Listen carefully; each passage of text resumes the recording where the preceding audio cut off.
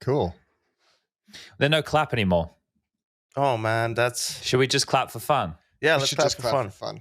Should we do it on a countdown or just kind of whenever we feel the clap comes to Countdown, us? man. Let's stay true to ourselves. All right. Do you want to go from 5 or from 3? We're not selling out from 3. Go Why from would we go 3. from 5? Let's go from 10. Why? 10, Just because this is a different clap. So I want it. Exactly. I want it. 7, Yeah. 6, Here we go. 5, 4, 3, 2, 1. Clap. Wonderful. Well, I didn't hear you guys clap. Okay. it might be the last. It might be the last time. You know, All it was so in The sync, last Yanko, clap. that your clap in the room was louder than the clap coming through the headset. But we're all in That would sync. be sick, actually, if we managed to pull that off. It was perfectly in sync, right? There was no I think other mine way was around late. it. I'm not gonna lie. Were you? I Did feel you go bad. on clap or did you go? I went a little bit after clap. I'm not Okay. gonna lie to you. I went when Yanko would be saying clap because Gotcha. the pacing of the way he was. If I went when he said clap, it would have been late. But from when he was counting, I was counting with him. So I Yeah, that's kind my of, bad. Yeah, that's all right. You know, it was only the last clap ever, Jason. So That's feel bad or the one anything. you'll be remembered for. yeah, the forever. one that everyone, unless things go wrong, and in that case, the claps might come back. And there's always room for claps. Live episodes, there's clapping. But usually Yanko with a glass. That's the best way to get it done. Yeah. The cheers clap. Gentlemen, I feel like I'm a podcast fraud at the moment. I missed a couple of episodes of like HLTV Confirmed and this, and I just feel like a fraud. Do you feel rusty? Do you feel like you're out of practice? I feel like, you know, missing a week of talking about Counter-Strike, you miss a lot. A lot happens.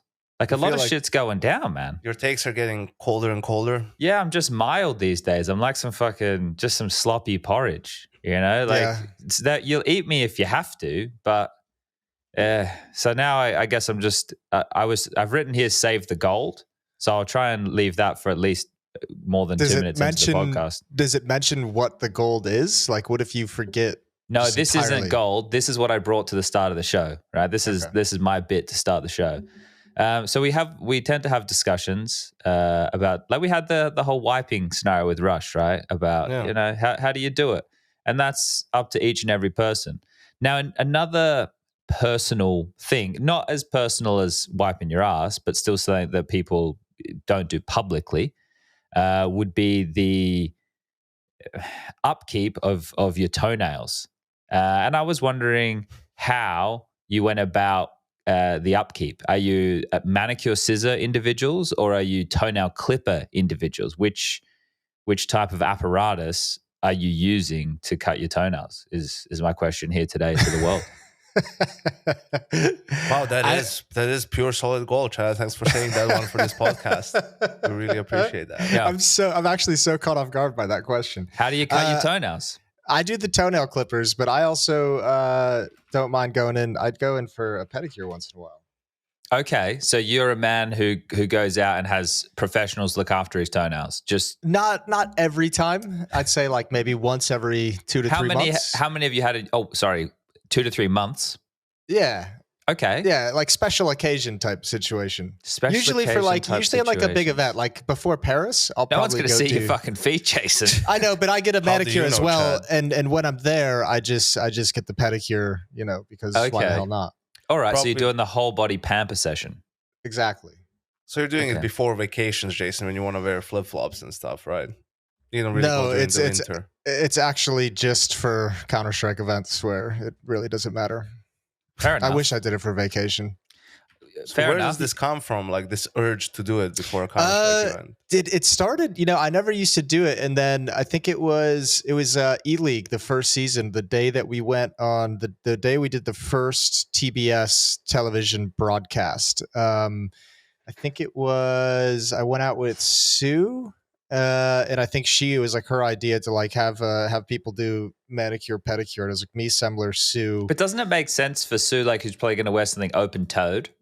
Oh no, makes way more sense for You're out there Sue. wearing like a leather loafer. we were just kind of there for like the fun of it, and it was just a thing to do for the broadcast team to get everyone feeling on the same page, and just the moment, team building, the big Jason, moment of being on television.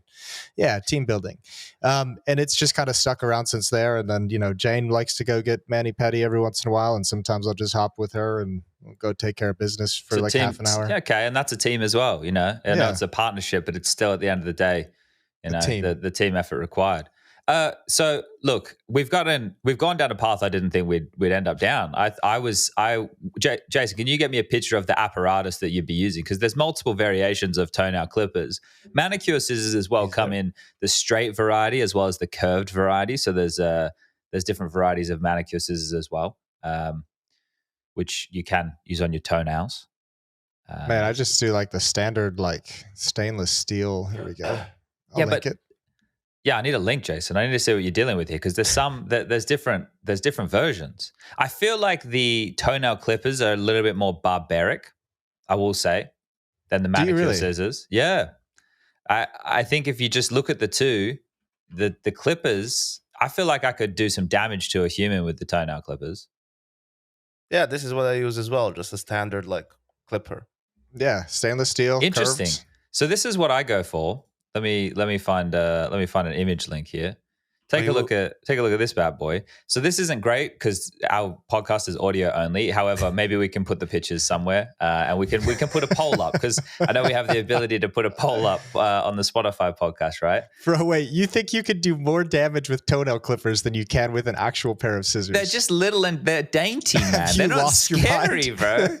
They're not scary. I'm not tearing someone apart with those. I could stab you with this in your throat and do some damage. Like if I hit the proper artery or like under your not waist but thigh, armpit, if I hit like if you hit like a good artery, you could bleed to death.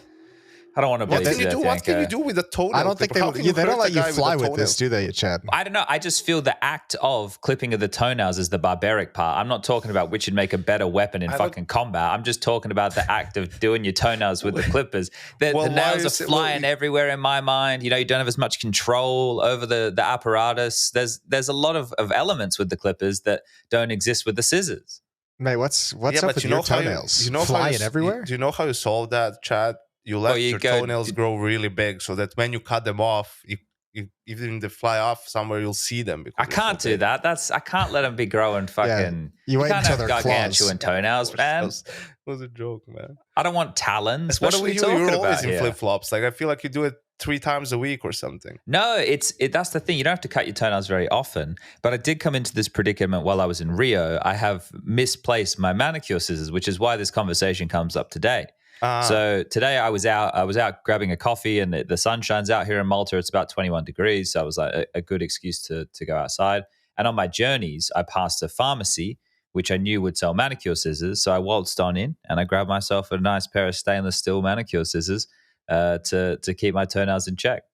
And that's what brought me thinking, because I remembered when I was a kid, my dad would use the clippers. I was never a clippers man. I was always a manicure scissors man. So I feel like I'm part of the minority here. I definitely am in this conversation. And I am curious to see how big of a disparity there is on a broader scale with our listenership. Do you do anything more intense than the scissors? Like, do you have like the ones to like scrape out the skin like around the toenail? Or no, do you I don't find there's any need for that. I think that I can keep my toenails in quite good shape with the manicure scissors. I don't feel that there's any, there's no real, I wouldn't say, I don't think feet are nice. So I wouldn't say I have nice feet. I would just say that I don't have manky feet. Okay. I'm glad you took it this direction because I was curious. I was thinking during this, do you think the foot fetishists out there are enjoying this conversation about toenail clipping? I would hope so. I would hope someone is enjoying this conversation.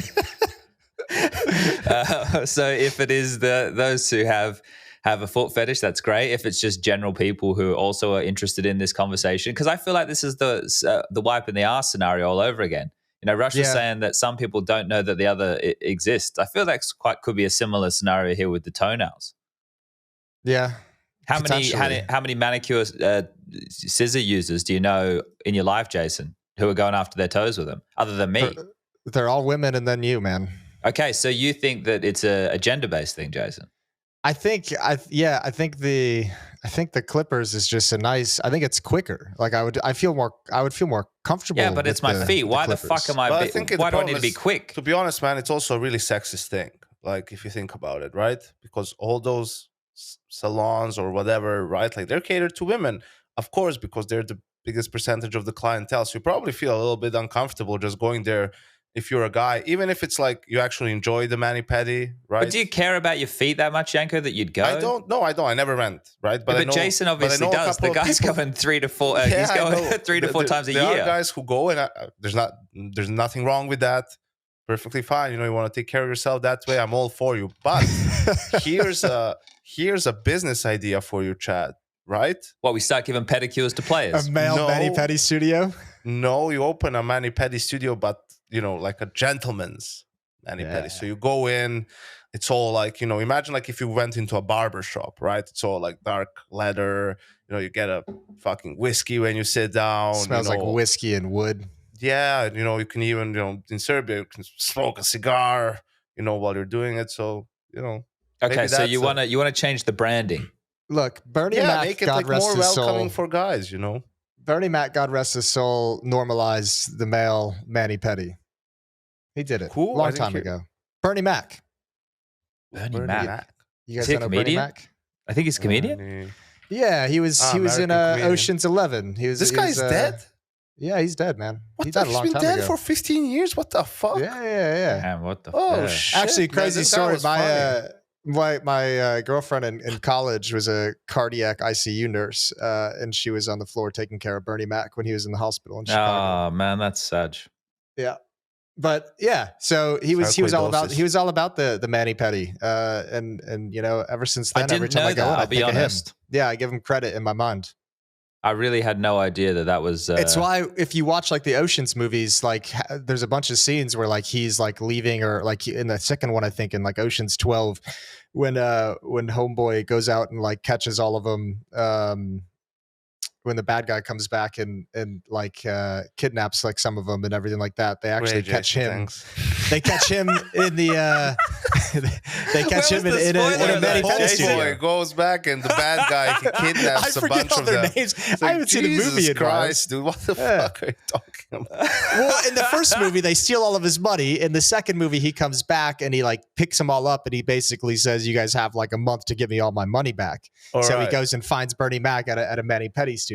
Okay. You need, I'm glad you were more specific with the plot. When it was broad, you're trying to get people to remember fucking Ocean's 12, bro. I was trying to remember it myself, to be honest with you, but I got there eventually. But you knew the scenes where Bernie Mac was missing. Yeah. Well, it pertains to the conversation, It's an easy jog of the memory now that we're talking about. Yeah, well, we're sprinting. But I do remember that. I do remember that reference now that you mentioned it. Bang. That's all I had. No, that's all right. We made it to Bernie Mac's toenails. and then the next thing after I've got manicure scissors, toenail clippers, that's where, Yanko, I have written Save the Gold. Okay. So I'll let you in on a secret. All right. There's nothing below Save the Gold. So Save the Gold was written as a reminder, and I've forgotten. I remember. You remember? I do, because you started saying right before we went live, you were like, it feels like the world's gone mad. Everyone's up in arms in the community. Yeah, sometimes things are just, things are just the way they are, Jason.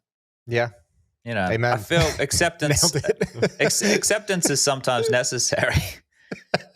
And that's all, man. Sometimes we just got to accept some things are the way they are. And that's a shame. Sometimes you never really want to do that. Flow. You'd like to know the reason. You're always going to push for the reason. And if you can find the reason, that's ideal. But I don't even feel that was the gold. You know what I thought? And I thought this was I said I missed a couple of shows, right? When I was under the weather. That so much on the day-to-day in Counter-Strike news is going down.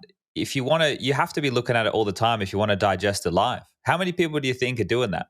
How many people do you think are that like giga obsessed that they're just fucking doing what we're doing, looking at HLTV 100 plus times a day for the news, flicking through the games? There must be a lot of people like giga obsessed with the counter. Yeah, I think there's got to be a decent amount. I mean, but like there is a lot. Like, I mean, I know from just having the baby and everything, there was like a couple weeks there where I'm like completely just disconnected, and I come back and it's overwhelming how much I feel like I have to catch up on. Especially X-Flag getting benched again, Jason. You fucking can't believe it. That was big news when I opened the screen. I was blown back. I can't tell if Chad's serious or he's just trolling. He's just trolling. For sure. But That's I mean, right above mystery, that, Anchor. right above that was PETA being open to a coaching, not actually returning, just being open to it. So that was a big day 2 days ago. A lot of news. Yeah, there has been a lot of news. There's the Yanko working this fucking Brazzy party. He's out there grooving and shaking. I've seen him. I was watching yesterday. They're rolling on in. They're in a nice little green studio. And it's online Counter-Strike for $133,000 first prize. And actually, I found the fucking gold. Oh my God. I didn't think we were going to get there, but it just took a mild. And as you said before, Jason, the jogging of the memory, and I said we were sprinting, I lied. Now we're into there's a light pace going on here. It's definitely not a sprint. But it got me thinking about prestige of tournaments, right? And what's important. Because this Brazzy party, if you look at this and you look at the Boom Bet fucking urbanistic tournament, whatever the fuck that was, that had like 165K. No, but the reason this is because these are online tournaments with a lot of prize money, right? And then you look at some of the teams in attendance and you look at the good teams who aren't playing and you look at the position of the calendar and you look at all these type of things. And I was putting some thought into how we measure. Like, if we all know what the food pyramid looks like, right? Like, I think when we were kids, they put bread at the top because they were stupid as shit. But I think it's better now. I think they fixed the food pyramid. They put sugar here in America. I'm pretty sure that they put fucking bread at the top, I thought. Or whatever. No, at the top that would be good if it was at the top, wouldn't it? Like, because at the bottom of the food pyramid is, wait, how does it work? I think they put like lean meats at the top. It's like the things you want most servings of at the bottom, like fruit and veggies and shit. I don't know. But they've got whole grains here, man. I feel like this is out of date.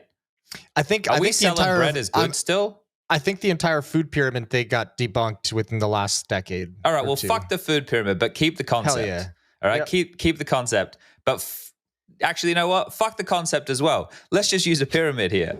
So there's things that are like they're indisputable, right? Like, Yanko, for example, LAN will always trump online no matter what, right? Or do you feel that, okay, so LAN is like the purest thing that we have, because we look at prestige and Counter-Strike in a lot of different buckets.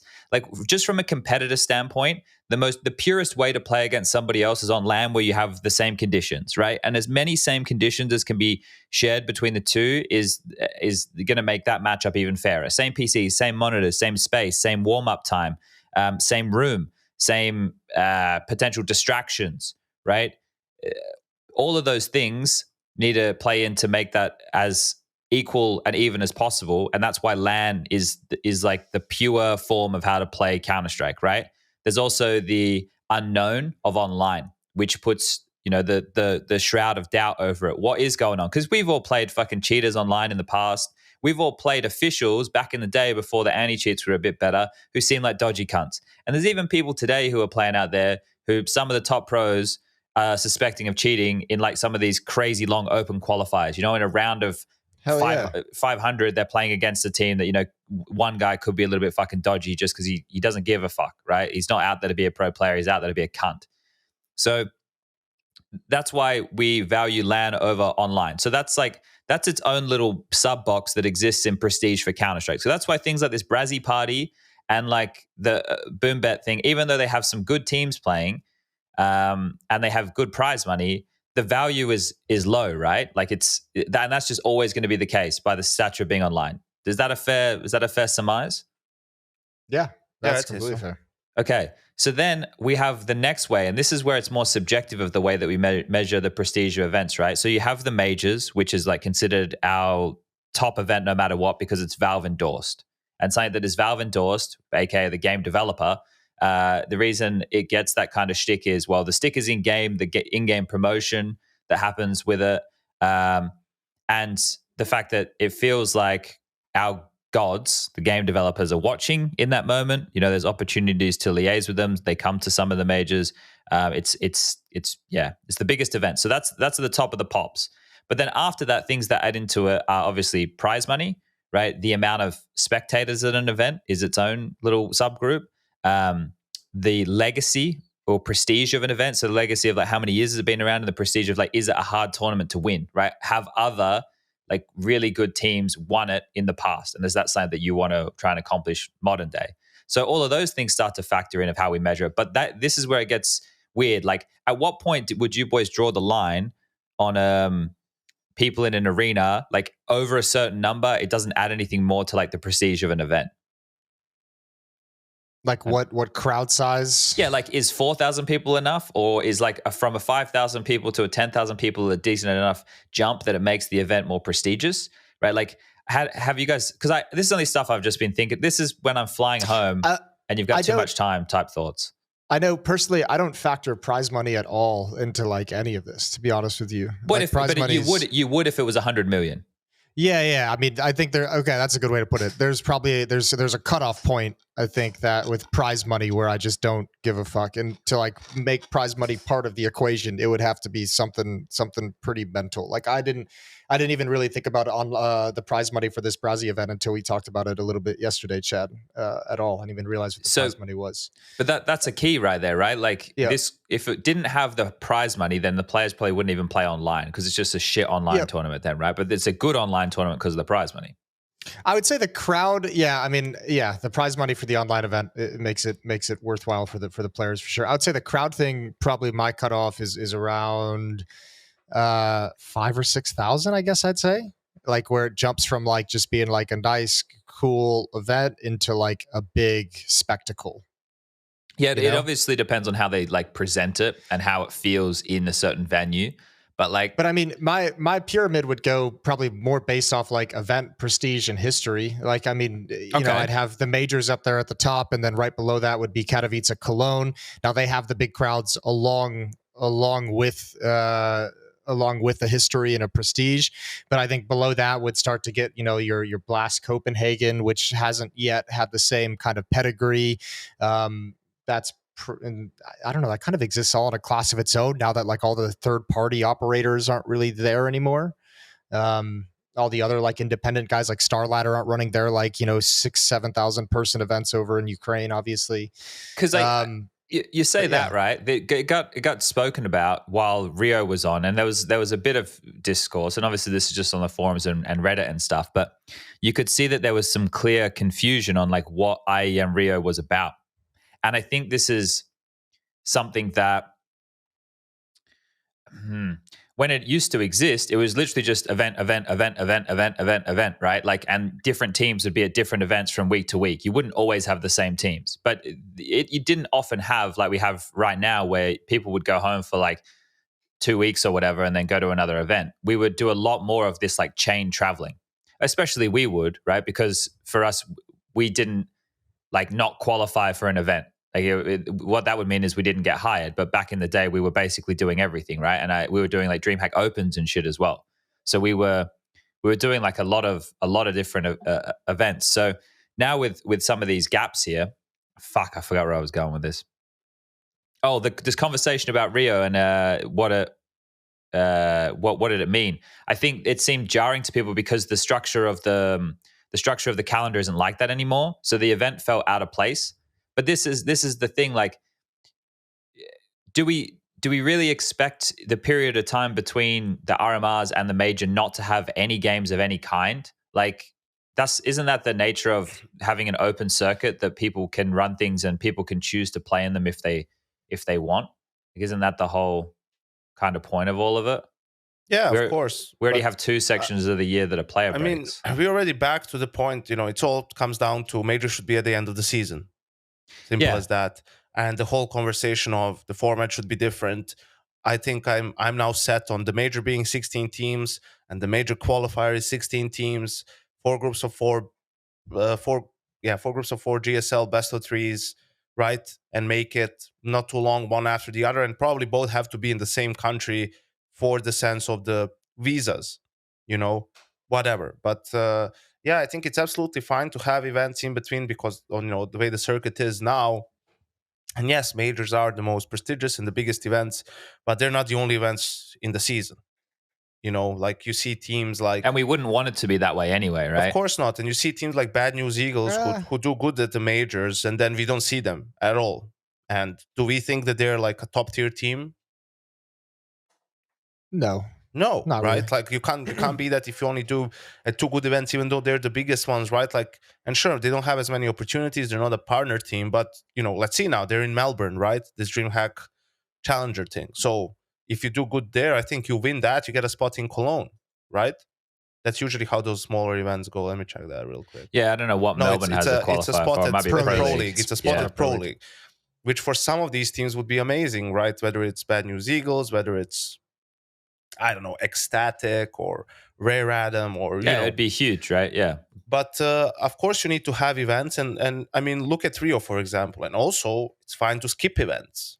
Like G2 Liquid. G2 and Liquid skipped Rio in order to be able to focus more on the major, right? And to bootcamp. That's perfectly within their rights, even within the Louvre agreement, right? Like they can decline invites to, I think, something like probably like 2 tournaments, 1 tournament a year or 3 tournaments in 2 years, something along those lines. But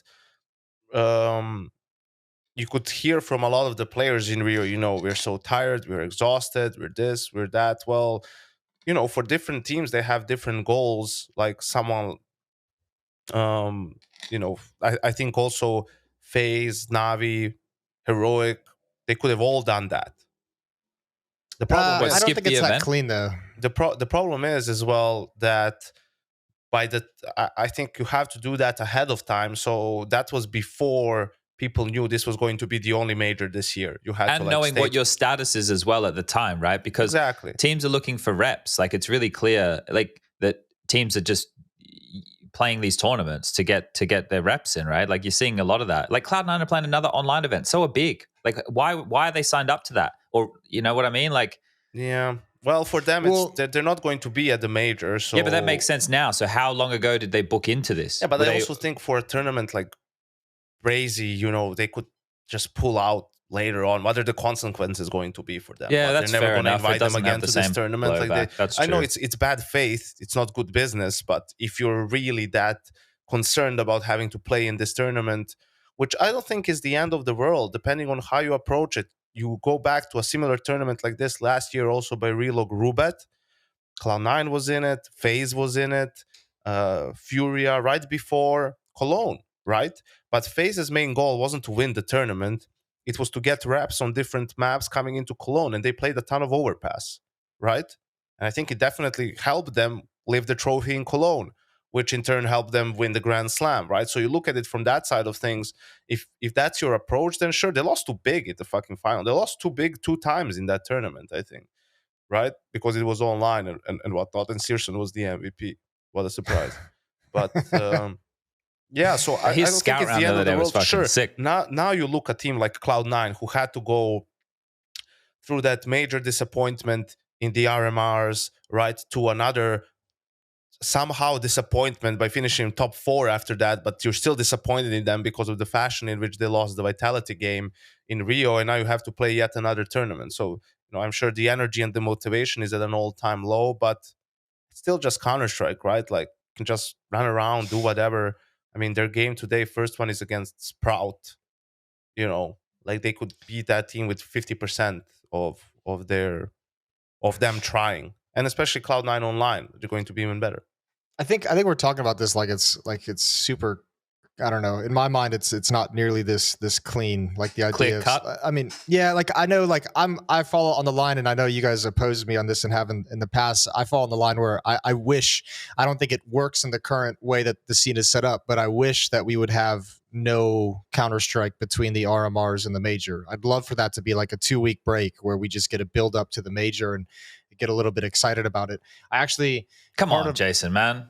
I know you guys opposed me on that one, but I wish we had it. And I don't think it's possible in the current schedule and calendar and the way things are set up and the time frame we have to actually get these events. But like, man, even when I'm watching interviews in Brazil and the players are saying like, yeah, like it's great being down here and we're doing our best and we're trying to win, but our focus is on the major. Like, I don't want to hear that shit when we're in like in a ESL arena event. I don't want to hear because I think that's it. Like, if I was ESL, what do you mean? That's the narrative though, Jason. Like, this is the bit that's crazy. I know, but it doesn't interest me to watch a team. But why does it matter? It doesn't interest me to watch a team who says, I'm here competing in Brazil at this event, and it's not actually my priority. My priority is like 2 weeks from now. It's not okay to me. That builds into the importance of the major. I want every single event that these teams attend to be ones that they're focused on winning. I think that's way more interesting. I don't like them coming down and being half-assed. Like, do you think FaZe would have gone to Brazil if they had known they were going to win the Grand Slam in Pro League? I guarantee you they accepted Brazil to make sure they had another shot at the Grand Slam. Yeah, but that's the situation they're in. That's what makes this like interesting. That's the whole fucking story right there.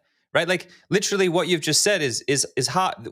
This is all this is. And I know what it's expanded to, but again, it's at such a rate without any reins on it, and people who don't really know what they're doing shit, right? Like, because we've never been here before. Every day we do something new with Counter-Strike, we're in new territory, right? So when we've expanded, literally all this was people getting sponsors and putting on Counter-Strike events, right? And that's all this is. And what we're trying to do is on the fly, as everything evolves, build a better framework. Like, what? I know. I agree. But we can't just make those decisions. Like, this is people's businesses, right? And I know people get up in arms and be like, so fucking Monopoly and blast all their partnership shit. But it's like, at least these cunts are fucking running stuff. Like, I know. People aren't running this is why I'm saying it's not possible in the way it's currently set up. And I understand why they had to go, and I understand all of that. And I think everything was done fine. But for me, I would like this scene to be organized in the calendar to be organized in a way where we don't have that. Because while you say this is just building up into a storyline and its own whole new storyline of like the decisions they've been forced to make going into the major, and it's a talking point, I think it's a situation where we're just forcing them to compromise what is their end goal of the major to try and get this other achievement that they have a limited time to do. And I think it's forcing teams and players to that kind of a compromise where you do have to kind of throw a little bit of, your energy and your mental sanity and your busy schedule before the major, before the biggest event, and then to go down to the event and just be like, this we're just kind of here. Like, that's not interesting to me. That's not fun for me. So what is the part of this? What is the part of this that is the crux? Is it the travel? Because we know that tier 2 and tier 3 teams play more official matches than tier 1 teams, right? But the pressure on a tier 1 team is different because they're playing in different styles of events and they're doing a whole lot more travel back and forth. It feels like they're doing an awful lot more boot camps, right? Whereas teams who are coming up and grinding up through the tier 3s and tier 2s, they're playing just more online Counter-Strike from home, but they're playing a lot more officials. Right? Yeah. So what are we saying is the difference here on the top teams for everything to like be put in a row? Because again, if the core concept is we're just putting on Counter-Strike events for people to come and like show that they're the best in any given moment, people can pick and choose whatever tournaments they want to play in, right? That's not what we're doing. Well, what are we doing then? That's what we're doing, but that's not how the teams are talking about it. That's my entire point of saying we're putting on these events so that teams can show who the best at that moment at that tournament is. But the teams are then going to the event and saying, this isn't my focus. Like, so we're setting it up to be that way, but it's not actually that way.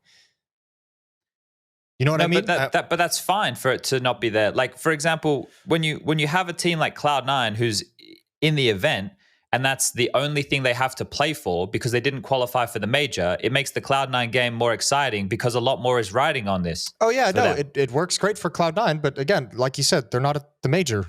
But it doesn't, that's the thing, though. G2 won at the major last time, and then look at the team that they've been early on in the year. I know they're not that team right now, right? But we need to see them. But, like, I don't know. I don't feel like us just running events, because this is the thing. These agreements are made so that these people can get paid what they get paid as well. We have to remember a lot of these things. Like, by choosing to join a top org, you're choosing to join the way that the circuit has been structured. And the people that you are coming under, right? Your big brand, Astralis, NIP, Vitality, any of these ones who are in the partners for both, you know that they're a partner to these events and that has these things that they're going to ask of you, right? Like, surely that's known that yeah, I'm not arguing against any of that. I think that's all well and fine. I just think the way that it's kind of structured at the moment, like, this is where I wish we'd have that reset going into CS2 where we get to skip one major cycle.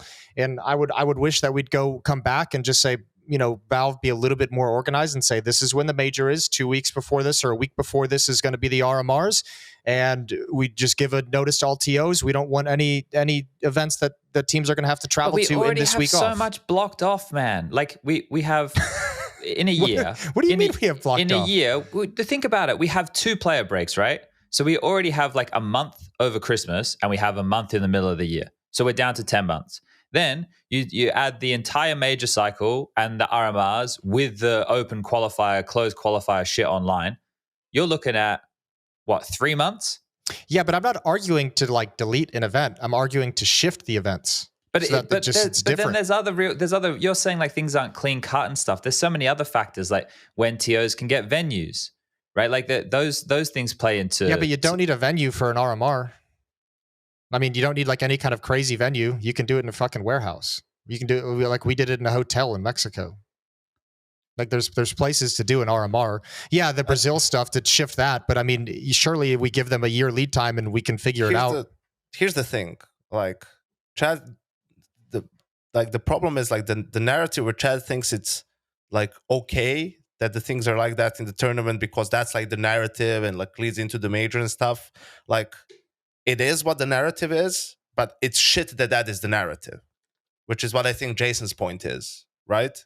But wouldn't we be going to more of a closed, like with what you guys want to do? It doesn't have to be open, close. It doesn't have to do anything with that. I agree that it's shit. It's shit for me for doing my job to go there and say, well, FaZe lost to, who did they lose to? Vitality 2-0, right? But it's like, well, but how much did FaZe try to win? That's a shit thing to say on a broadcast. It's like, I don't know how much this team tried to win. I want every team at the tournament to try their best to win. Now, in the current state of our scene and when the tournaments are, that's pretty much impossible because, of course, for the teams, Rio didn't really matter all that much. Sure, a notch at the Grand Slam, it's very nice, but seeing as how this is, and that's the thing. You don't think it mattered for Vitality?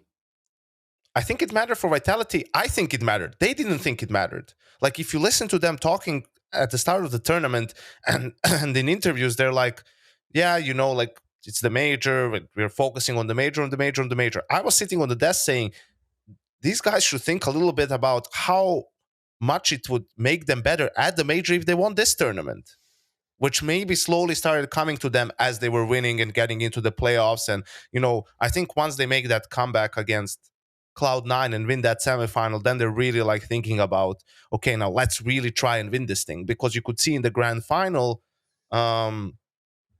once they're winning rounds and winning games, how emotional they're getting. Even when they won that semifinal, how much they were celebrating, how excited they were about it. That's not a team that doesn't really care about that tournament, especially someone like Vitality who lost the first game in the playoffs the last 2 times they made it, right? You can't just treat a tournament like Rio lackadaisical, So I agree with that. It should have meant more for them than it did, but I could see why for someone like Navi, it's enough that they made the playoffs and had another good showing from like Simple was showing some good form. Yeah, and then they got more experience for MPL on the stage, right? Like he started that overpass game 0-5, 0-6, 0-7, like Heroic was bullying him in Monster, but he recovered, right? Like he didn't spend the whole game choking it, right? Like he sort of recovered and that's fine. Like you're happy if that's the case for Navi in the grand scheme of things. If that's going to mean that he's not going to have that bad start, in the quarterfinals of the major, for example.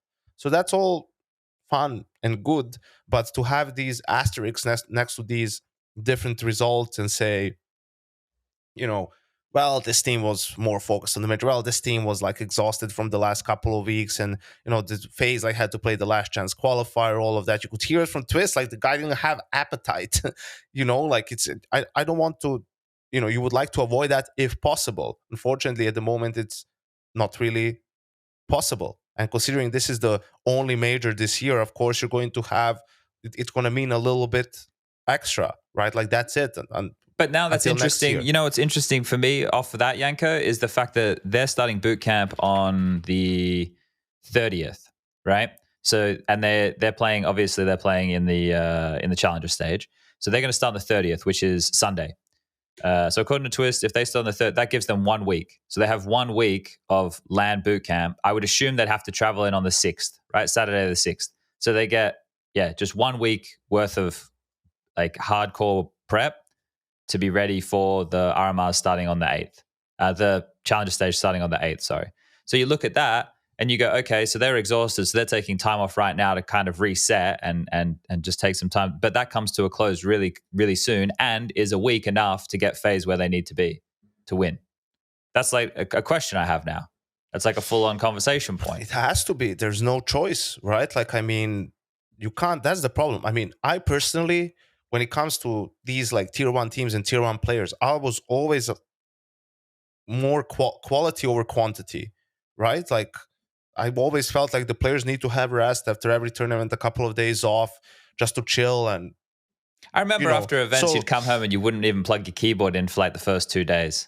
Yeah, man. Like, like that's fine. And then you start a little bit of online practice just to get back into it, and then you do a boot camp before the next tournament. Like that was a fine dynamic for me, because online practice can be there's a very low ceiling to how productive it can be, compared to boot camping. So I think for FaZe, considering how exhausted they were from that tournament, like they need the time off. If you give them 3 or 4 more days of boot camp, you're gonna see diminishing returns. You're probably gonna do even more harm than good. But if you let them actually properly recharge, and then they all come into the boot camp hungry, and you have like 6-7 days of boot camp, why not? Because when you go to the event, obviously you're going to be playing games. You'll be playing a lot in between as well. Yeah, but you also, if you qualify earlier for the next stage, you get a couple of extra days there to have some practice and to iron things out. And you find out a lot of things when you start playing the tournament, right? Like up until that point, it's all theory crafting, right? Like, oh, this will work good, this will not work good, this map is great for us, this isn't. Like, once you start playing the tournament, you see it a lot more clearly. What do you think FaZe's best map at the moment is, by the way? Shit. That's the thing. I don't know what I'd say FaZe's best map is right now. It's actually hard. Inferno, maybe? Because you'd only look at like 2023. The Ancient is their best win rate. Yeah, but I don't know if I'd say Inferno off the top of my head if I had to say something. Ancient feels really weird as a map in general right now. I like that Astralis are trying to make it their own. I think that's kind of fun. That you're trying to. I love it when teams are trying to lay stake to a certain map, like Anubis. You see teams like, I think Vitality were trying to pick it for a little while there. I was surprised that they didn't pick it. I wonder, like, Anubis is a question mark for a lot of these teams. Like, I mean, you even look at FaZe, they're like 1 and 2 on the map, but 2 of the losses are to Vitality. Yeah. Like, and one of them is that comeback, the 14-1 comeback, and the second one is in Rio, right? So Anubis could be a good map for them, but if they were really confident on it, they would have been picking it more or not banning it as the decider map, right? So, but then like you Anubis, also, yeah, Jason. I feel like Anubis came out hot for a lot of teams trying to like get into their map pool, and it's really kind of like fallen out of. I haven't seen it picked a whole lot. Look at this. So this is Navi's Anubis record. Complexity, they won 16-14. Liquid, they won 19-17. Spirit, they won 16-14. Heroic, they won 16-13. Like all of their games on Anubis super close this year. Oh yeah, all together have been mega close. No game less than 29 rounds. That's beautiful. So I think it's probably a point where it's really unstable, Yanko, at who's good at it. So if we do, it seems brave to pick it, but have it as a third mapper, like that could be fun in a few series, because teams are having to be more risky on the CT side, which is kind of cool. Like I like what I'm watching. You have to be proactive in a lot of these different choke points, like mid to late round. You're doing like a lot of stuff that's like flash retaking top banana and shit. So it might, hopefully it's a big fixture at the major. The Ancient was a big fixture in the RMRs. It got played a shit ton. Yeah, but I also think, like, how I say for Cloud9, if they're going to be the best team, they have to be good on vertigo overpass and probably like Ancient or Anubis, like that's just their sort of DNA, And that's why I feel for FaZe it's the opposite. Like if FaZe are going to have to be really good on Inferno, Mirage, Nuke. Right? Those are their 3 those are their 3 best maps, right? And that's where they have to win big games. And that's where they're going to pick. They're going to pick Inferno Star on T side and have like an 8-7 T side. And that's going to win them the series. And I just went back, the grand final against Navi, the best of 5, 3-2 for FaZe, map wins, Inferno, Mirage, Nuke, and they lost 2 close games on Overpass and Ancient, right? So I feel like that's where you have to go. If FaZe starts picking Ancient or picking Overpass, and that's like kind of goes against the grain, I feel like, for what their team is.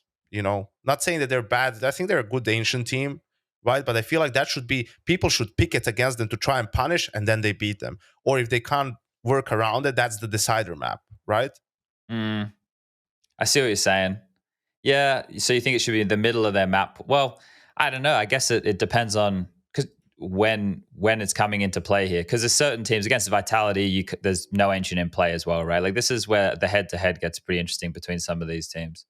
I was thinking about, like, while you're saying this, do you think G2 should be the same, Yanko, then with the maps, like as FaZe? Inferno, Mirage, Nuke? Yes, absolutely. Yeah. Mirage being the third, obviously, probably for them. But Mirage has been a little bit tricky. They've got some bogey maps, though, man. Their Ancient seems pretty good. Yeah, that's the thing. I think they should stop playing Vertigo and play Overpass instead. Bro, fuck Overpass, Yanko. Don't start that shit, man. That's propaganda, fuck Vertigo dude. More, dude. Their Vertigo is not bad. They fucking finger blasted Cloud9 16-6, bro. I know, but look at fuck that. But look at Cloud9's a good team. Look at them losing to Ants. Why are they picking Ancient when Nuke and Inferno are open? No, Inferno's not open. Inferno's Nuke banned. and Mirage, like Nuke is open. Just pick it. Just don't overthink Snappy's it. nukes are pretty good, right? So you're probably but you're supposed to be the best team in the world, right? And the best team in the world on the map. Why are you going outside of your comfort zone? Like, that's the exact thing you want to avoid. Like, fuck it. You're G2. We're going to pick it. You know that we're going to pick it and we're going to beat you on it because we're better. And because if shit starts going south, look at this. There was this best of 1 they played. Their nukes have been getting close, bro. The 1-1 game they've played. They lost to fucking Fnatic against Aurora, right? Aurora, they played Nuke. And they started off down 6-0 as CT, right? Yeah, 6-0. Aurora was winning 6-0 ST. And then G2 won 8 rounds in a row on the CT side, right? They lost both pistols and still managed to win the game 16-14. You think they were able to do that on Ancient? Probably not. But they also lost to 9 and that's not Fnatic. only because they're like Ancient isn't as good or Nuke is much better.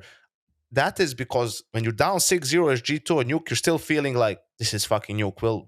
We just need some rounds and we can still get however many rounds we need on the T side. You think they have that feeling on a map like Ancient? Probably not with the T side. Exactly. I feel like Ancient, a lot of this stuff that Heroic is doing is really good, where they're forcing a lot of these like quick rotations. Like they're getting like a lot of cave control and mid control, and then they're rotating like back through donut to A late. I think Ancient's fucking hard, man. It looks like they're able to get space, and then you're getting owned on the A site because the CT still have donut. They're coming through Temple. They're coming through Spawn. It's the meta on the map though. Since the change, I think it's much better. I think the map plays better now. Like the decision making. T sites have more power, obviously, too. Like it's nice that they don't have to, they're not just like locked out of positions. I noticed it a lot at the RMR, and it was just, I mean, the America's RMR, but you could even just tell the timings of it help T sides so much be able to use the map properly. Well, yeah, if you have a good set of util to take the mid control, it's great. Like, but that it's, I don't know, it's not as bad of a map as I think people make it out to be, and it's played a lot. So the teams must like it somewhat, right? Like it feels like it'd probably be a shit map to pug and like play it, like as like. But you need some util for sure. Yeah, as like community members, which is probably where a lot of the sentiment comes from. Just like casually playing Ancient is probably no fun at all. But there's groups that really like fucking Vertigo, man. Like on ES Portal, like the little Zoomer kids over there fucking love Vertigo. They can't get enough of it.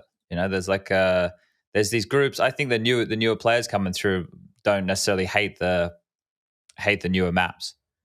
I think there's something to appreciate from certain groups. I It's don't just hate a new different maps. I style. think both Ancient and Anubis are better than Vertigo.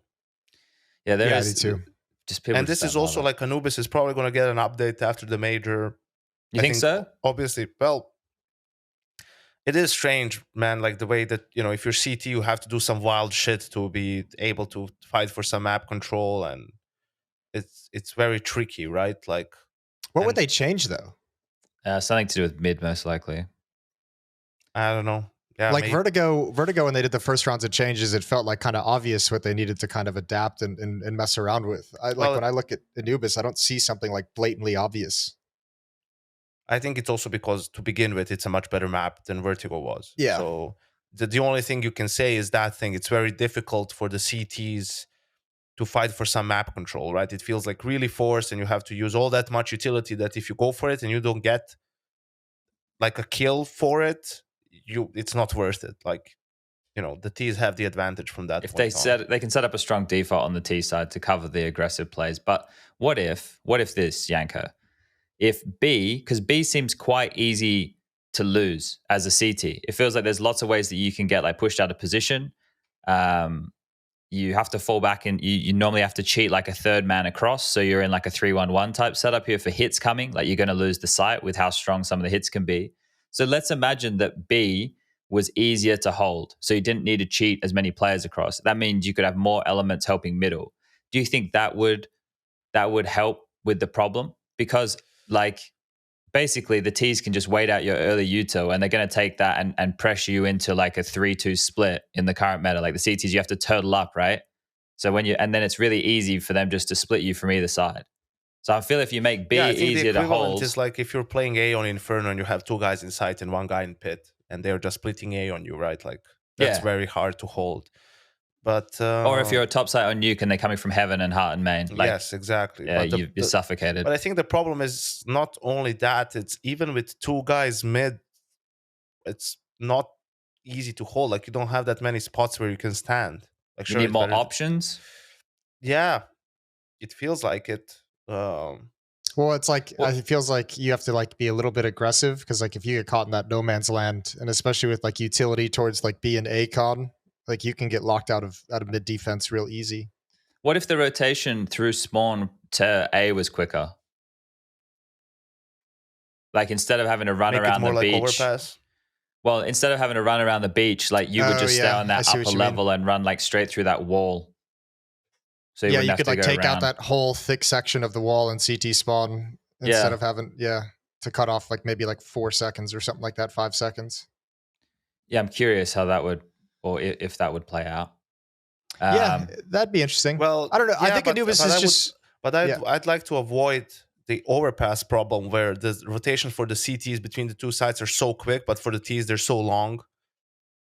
Especially if you don't have connector control, where it's like it's so difficult to fake them out. I mean, you can do it still, but you have to have a lot of map control before you do the fakes, and then or the cities could just hit you. The cities could just start retaking one of those two spots as you want to fake, and so many things can go wrong. That's why it's CT sided.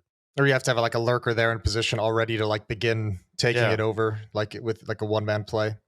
I don't know. I think Anubis is, the CT problem is weird, but I think part of the reason I like Anubis is there's just like when you watch teams play it, there's like so many different approaches to it. Like teams who like taking mid first, or teams who like taking dark control first. Like there's so many different like points of attack and different philosophies that teams are bringing out with. Like G2 loves attacking middle on Anubis, and then a team like Navi and teams like Liquid love like going after dark control early on. They don't like to mess with mid necessarily until like the mid or late round. So, I mean, it's kind of just fun to watch all the different approaches on it compared to like other maps where it feels like everything's kind of been settled to a certain degree. Yeah, I think you can see like different approaches in broader strokes on Anubis, right? Whereas like feels like with everybody already knows all the different ways to solve Mirage, for example. It's just which version are they going to bring into this game? Right, because everyone knows the aggressive mid setups now, and you've got people using the spawns and got like all of the basic fucking ways is everybody's doing the same shit, right? There's not too many diverse ways to approach a map like Mirage. Who's the best Anubis team right now? That's a good question. Maybe There's Vitality. Yeah, but it just feels like I don't think like there's been enough maps by top teams played, right? I mean, it hasn't been. Yeah, there has been a lot. Let's have a look here. I'll see if I can work this out on HLTV. We'll do top 20 teams of all time on the map. We're looking at it's been played 43 times. Oh, So that's not too much at all. No, not really. Do you think it's going to get just broken out at the major? Do you think everyone's just kind of like, let's have this preps for Paris? Well, like, I think who's got the perma bans on that, right? Like that's you could work heroic. G2 and Vitality have the highest rating on the map on big events from the top 30 teams. Okay, yeah, I think I would like to see it come in play more, but it's still hard to see teams picking it. Like I don't think anybody wants to make it their identity necessarily. Yeah, which is weird because it's always been new maps. Someone makes it the identity. That's always been like one of the key factors that like shoots a team up, like up the rankings has been like being the best on a new map. Yeah, but that might be the time for it at the major. Yeah, like that could be the turning point. Because if you wanted to keep something quite hidden and you didn't have to play it a lot, that is an Ubis. You haven't had to play it an awful lot. You might have a lot up your sleeve here. But the thing is with maps like that, there's already so many geeky different sets of utility and stuff. You see the way that Rops is taking a main control, lobbing everything off the skyboxes, burning them out of the basket position. Like people have used just concepts that exist on the other maps and have just immediately brought it into a new map, which is cool, right? Like it's not like an entirely new raw from step number one, building into how we're going to approach Counter-Strike. I remember when like Dust 2 came back in the pool, it felt like everybody forgot to play like the retake A setup. You start heavy long. It felt like at the beginning you didn't see a lot of it. People were like a bit weird. But here we are in 2023. Dust 2's dead unless you want to play Counter-Strike 2. Down with the king. I don't really want, like, boys, they need to update it. Why do you think they're saving it? Do you think they're saving it? Jason, tell me why, bro. Why haven't they updated it? I keep seeing people complain about it, and I'm like, man, we played they had like 4 maps done. Maybe not done. 5, man. We played Ancient. We played Ancient, Overpass, and Nuke. Yeah, Mirage. Was Mirage CS2? I'm pretty sure we played Mirage CS2. Palace was mega shiny, right? We did. Yep, that's where I figured out the nade and the smoke thing. And but what do you think they're doing, man? I don't know. I bet they're.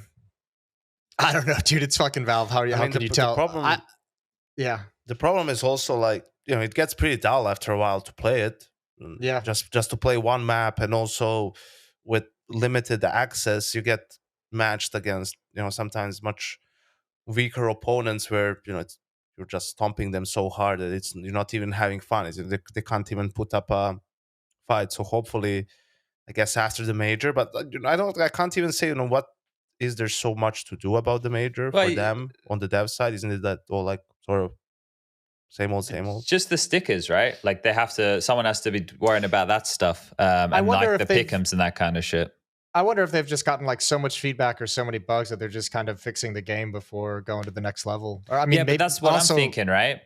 That's all I can think of. But also maybe they're just not even planning on releasing another map. Maybe they're just waiting until they can release CS2 in its entirety right out of the gate. Maybe it's not going to be like a progression. Isn't that the point though? Like in the sense that, or at least when I think about it, so now that it's out and they've gotten feedback, because they would have gotten an awful lot of feedback, like you're saying, in the initial weeks of the release. Because people look at every detail. You've got like people like 3 Clicks Philip making videos looking at more intricate things to do with the game, right? And actually taking the time to test a whole lot of things other than just playing the game. So by testing these new elements, you're seeing what they're offering. But the core stuff, and this is why I wonder how much feedback are they acting on, right? Because if movement is being said, it feels weird, which I get that vibe when I play it. Movement does feel, different, but how does it feel different? How do we measure how it feels different? What are the necessary tweaks to make it feel another way? Like being able to describe why the movement feels different is key to them being able to fix that. And it's difficult to do that. Like that's not an easy thing to be able to identify here. So I wonder if that's what they're trying to do, trying to like break down how the current game feels and then update CS2 accordingly, or if that's even something that they're considering. Or, remember the conversations we had with them too out there. It's like they think about it from like 5 different angles as well. You know, like they think through everything to like a crazy degree before making that decision. You know, I think these changes might just take a while to get to the point where they know what they want to change and how they want to change it. And then they also got to think about how it's going to interact with other things that they're trying to do. Yeah. But I don't know anything about developing games, so I don't know how complicated that stuff can actually get. But that would just be my assumption, is that they're just kind of overloaded with maybe bugs, maybe tweaking things that didn't play well, you know, taking feedback. And I mean, they probably got a shit ton of information to parse through as well. Yeah, I just hope we see something shortly. That's all. Like it would make sense during the major because of the hype that will be around the game. Or right after the major, maybe they try and just build on that hype with CS2 and release like another map or 2 maps or something coming out of it. Yeah, that could be. The problem is like also if they wait too long and then it's still not ready, and it looks more and more like this is going to be the case. The game is not going to be ready for competitive play by the time we're back from the break, and that's something that everyone wants to avoid. You don't want to play tournaments, big tournaments for a lot of money, stadium events on a game that's not fully optimized yet and it's not working properly. But also, you don't want to keep the old game around when you know it's going to be changed sooner or later. Like, where are we drawing the line on that, though, Yanko? Like, what are we worried about not being ready to be played competitively? Like, if we're saying movement feels different, then isn't that just the sake that movement feels different? Or are you talking about I'm saying like for some of the, whether it's hit reg or whatever, where it doesn't seem like the game is like working properly. Like you have, you know, it's hard. You can't even tell what it is because you don't have any of the commands where you could see, oh, I'm lagging, or it's this, or it's that, or it's performance issues, right? Like, I mean, you can't tell me that you feel like the game is smooth at the moment.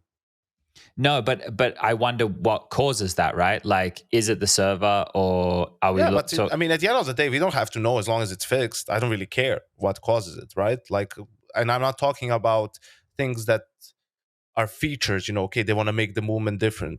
Okay, then the movement is different. I'm not saying, you know, I'm not talking about that. I'm just talking about the fact that, you know, things are not as smooth as they would need to be for you to compete at the game or play the tournament. Do you disagree? Yeah, because I think the state that the game is in is like the state that the game is in, right? And you kind of just play through it. The issues? Well, like obviously if it's continuously crashing or something, but if you're saying like something like the game not feeling smooth, so is that how they want the game to feel, right? Like in the sense of being so like I don't think it feels like mega laggy or anything. When we played on LAN in their office, like we had really, really big performance issues that would cause, but from the time I've spent playing like the game at the moment, there's not that many dramas if I'm on a low ping server. Like sometimes when I shoot the deagle, it feels a little bit weird. You know, it has a different feeling because some of the details are foreign, like how the guns are interacting. Like I'm not used to having the bob on like that. I'd normally have very limited bob. The sounds are new as well to me at the same time. So all of these things are contributing to that feeling jarring. Now, does it feel like sluggish and slow and a bit more like Source? Yeah. But is that how they want it to feel? Which that's not how I want it to feel, just to be clear. But if that's how they release the game and they're like, okay, well, this is it, then that's... But why would they want it to feel that way? But I don't know. The game to feel worse than the game we're playing right now. Well, I think they're I don't understand. Why would we also accept that? Like, why would it's not like up to us to like accept, right? Like that's just the way it is. I know, but why would you want to give us a shittier product for the newer thing? But they might not want to. It might not be possible to make it on the new engine feel the way we want it to feel. Like that's also like a possibility. I don't know, man. I don't know fuck all about engines or making games or anything like that. It just feels to me that anything that's new and it's upgradable, it shouldn't give you a downgrade in performance. Otherwise, it's not really a new and upgrade. It's just like it looks more shiny, but it's shit on the inside. I think it's like why anyone would want that. It's like two different arguments, I guess. Is like, is it feeling shit because there's something wrong, or is it feeling shit because it's different? Is probably the conversation. I don't mind different. Like I'm fine with different. I'm fine with all the changes and even the movement. Like the thing that like you want to change the movement, okay, but you don't want to make the game perform worse. What's the but that's goal the of thing. that? What's Like, the pro of that? is it just the way? Like, so for example, they've given you legs now, but not only have they given you legs, your feet are more interactive with the terrain. So is that a combination of why the movement feels different? Right? Like, I don't know. I don't even know how you would start to discern that information. Right? Like, what comparisons would you run? There's a, like, for example, now when the models are moving, there's a slight like sway to the torso, right, which doesn't exist in CS:GO. That's different, but how does that contribute to the feeling of the game? Is that making the game feel different? Is it making it or is it making it feel worse, right? Like, both of those things can be true at the same time, but it could be less intuitive or it could be less responsive. But we need to work out how we would define those things, because to me, like, some of the spraying feels like, when I'm in a fight like that, it doesn't feel clean like CS:GO. Like, it doesn't feel like it doesn't feel natural. But is that because they've changed a couple of elements? Like, now there's more tracer fire, right? And my brain just needs to get over that and know that it's still very similar in terms of like the spray pattern of the M4 or something. This is the problem I have. I don't know how to quantify these things. It's the same thing with Valve and 128 or 64 tick servers. Like, I think for them, they don't, from a technical standpoint, I don't think they see any. Well, obviously there is a difference, right? The fucking number's different, but we all know that 128 feels better than 64. Things just feel crisper, right? Like, the registration feels better. Like, that's what you'd hear from gamers on that. But I don't know, there has to be a reason that Valve aren't doing it. And I don't understand that. I don't fucking get it. Well, I mean, the standard argument was always, keep it lower for people with lower NPCs to be able to. Yeah, but feel we're in more comfortable 2023 right now, man. Like, I don't know. Again, but they probably have data that we don't have that says, like 40% of the Counter-Strike player base is playing on a lower end PC. Like, not everyone, even in 2023, is upgrading their PCs every few years to make sure they have top of the line for every single game that comes out. Some people are probably still playing on older machines. But also, I mean, even just to take this back to where Yanko said, like, do you want to be playing tournaments on a game that's not quite finished? I think we all know deep down that, Valve doesn't always make their decisions with the competitive esports scene in mind, and they don't make their decision based off the arena events that are going to be run in the esports scene. They're making their decision on what's best for the game overall. And if they, again, release it and they use that as a way to kind of fix things quicker because they get more data, that might actually be the best way to go about it. I mean, I don't necessarily like it from an esports perspective, but their goal isn't to create, the top best esport right out of their gate. Look at Dota right now, right? Isn't that they dropped that new patch, which is quite drastic changes to their game. And it's a whole new map, isn't it? Which is like the first time in 20 years. Right, yeah. to the size of the map or something. And now there's like a major on for it in Berlin, and they're just playing on the new patch, apparently. I don't know. I haven't verified that. That's what I was told. But isn't that crazy?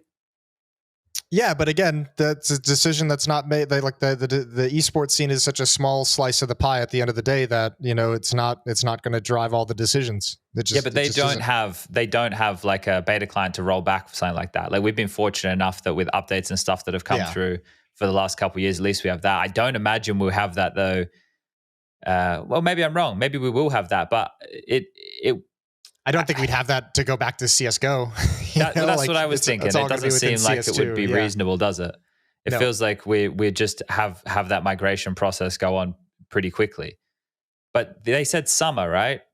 Well, yeah, they said summer, vaguely. So it's still a couple months. Like, we'll be deep into summer, right, in a couple months. So who knows? Who knows what's going to happen? Who knows when it's going to come out? Right now, we went from like being in a position of, oh shit, this is fucking sick, hype, to now like people feeling a little bit insecure about the direction of where things are going. There's and a bit of an anxiety because we don't know what's coming next or when it's going to change or anything like that. So for people feeling a little bit in the dark and also playing so this is something where I guess it just feels touch and go for people. That certainty's not there.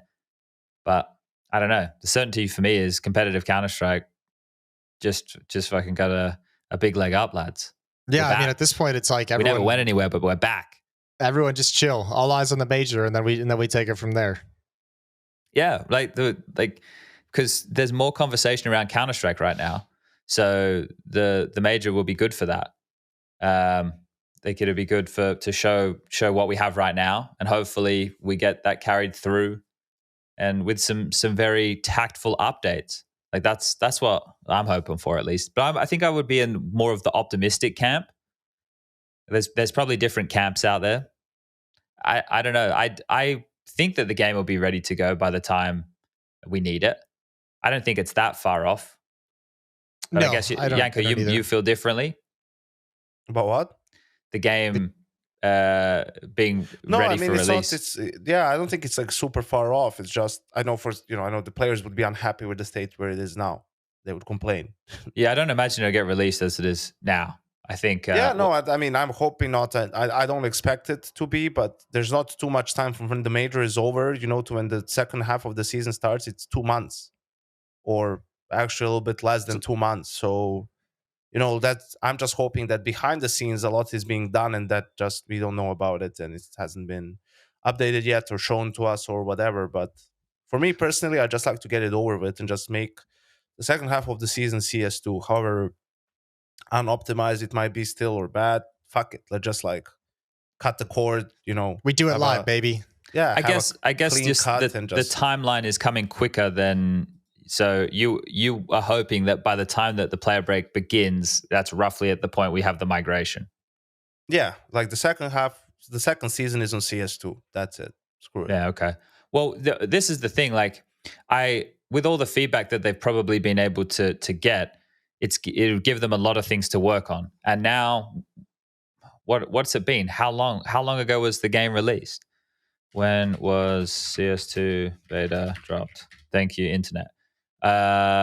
March 22. Probably. So not that long ago. Only a month, like just over a month. So we're 1 quarter through the timeline until summer, maybe a little bit less. So who knows? I guess it'll be telling. The major will be telling. That will be the pivot point for the information we'll be getting regarding the new game. And maybe there'll be some Valve devs there, Jason. Yeah, there should be, right? You'd imagine so. But I think also, I mean, that's a good point of reference to just have for the next, or some more information, because why wouldn't you drop some sort of hint or tease or info when your game is going to be at its peak visibility? Maybe we should just ask them. Yeah. You want to send them a message? I kind of feel weird. It's a weird feeling, man. Well, like it's nice that we have a different line to them, but it also is it feels weird. Like I feel you don't want to go bother the king too often. Like the king has got his feet up. You don't want to press the relationship.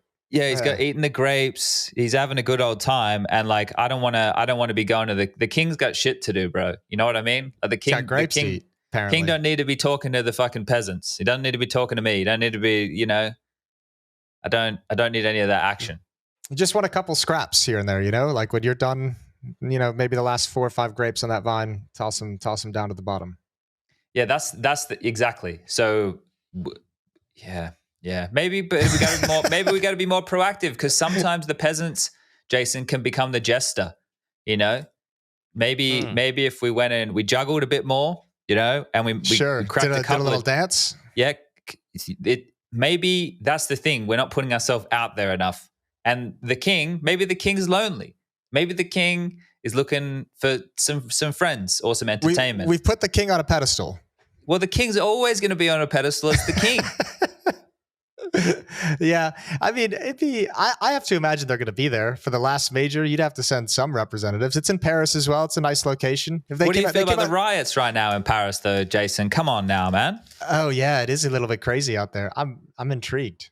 I haven't been keeping up with it, but I've been told from other individuals, right? This is secondhand news. Yanko, you've been keeping up with the streets?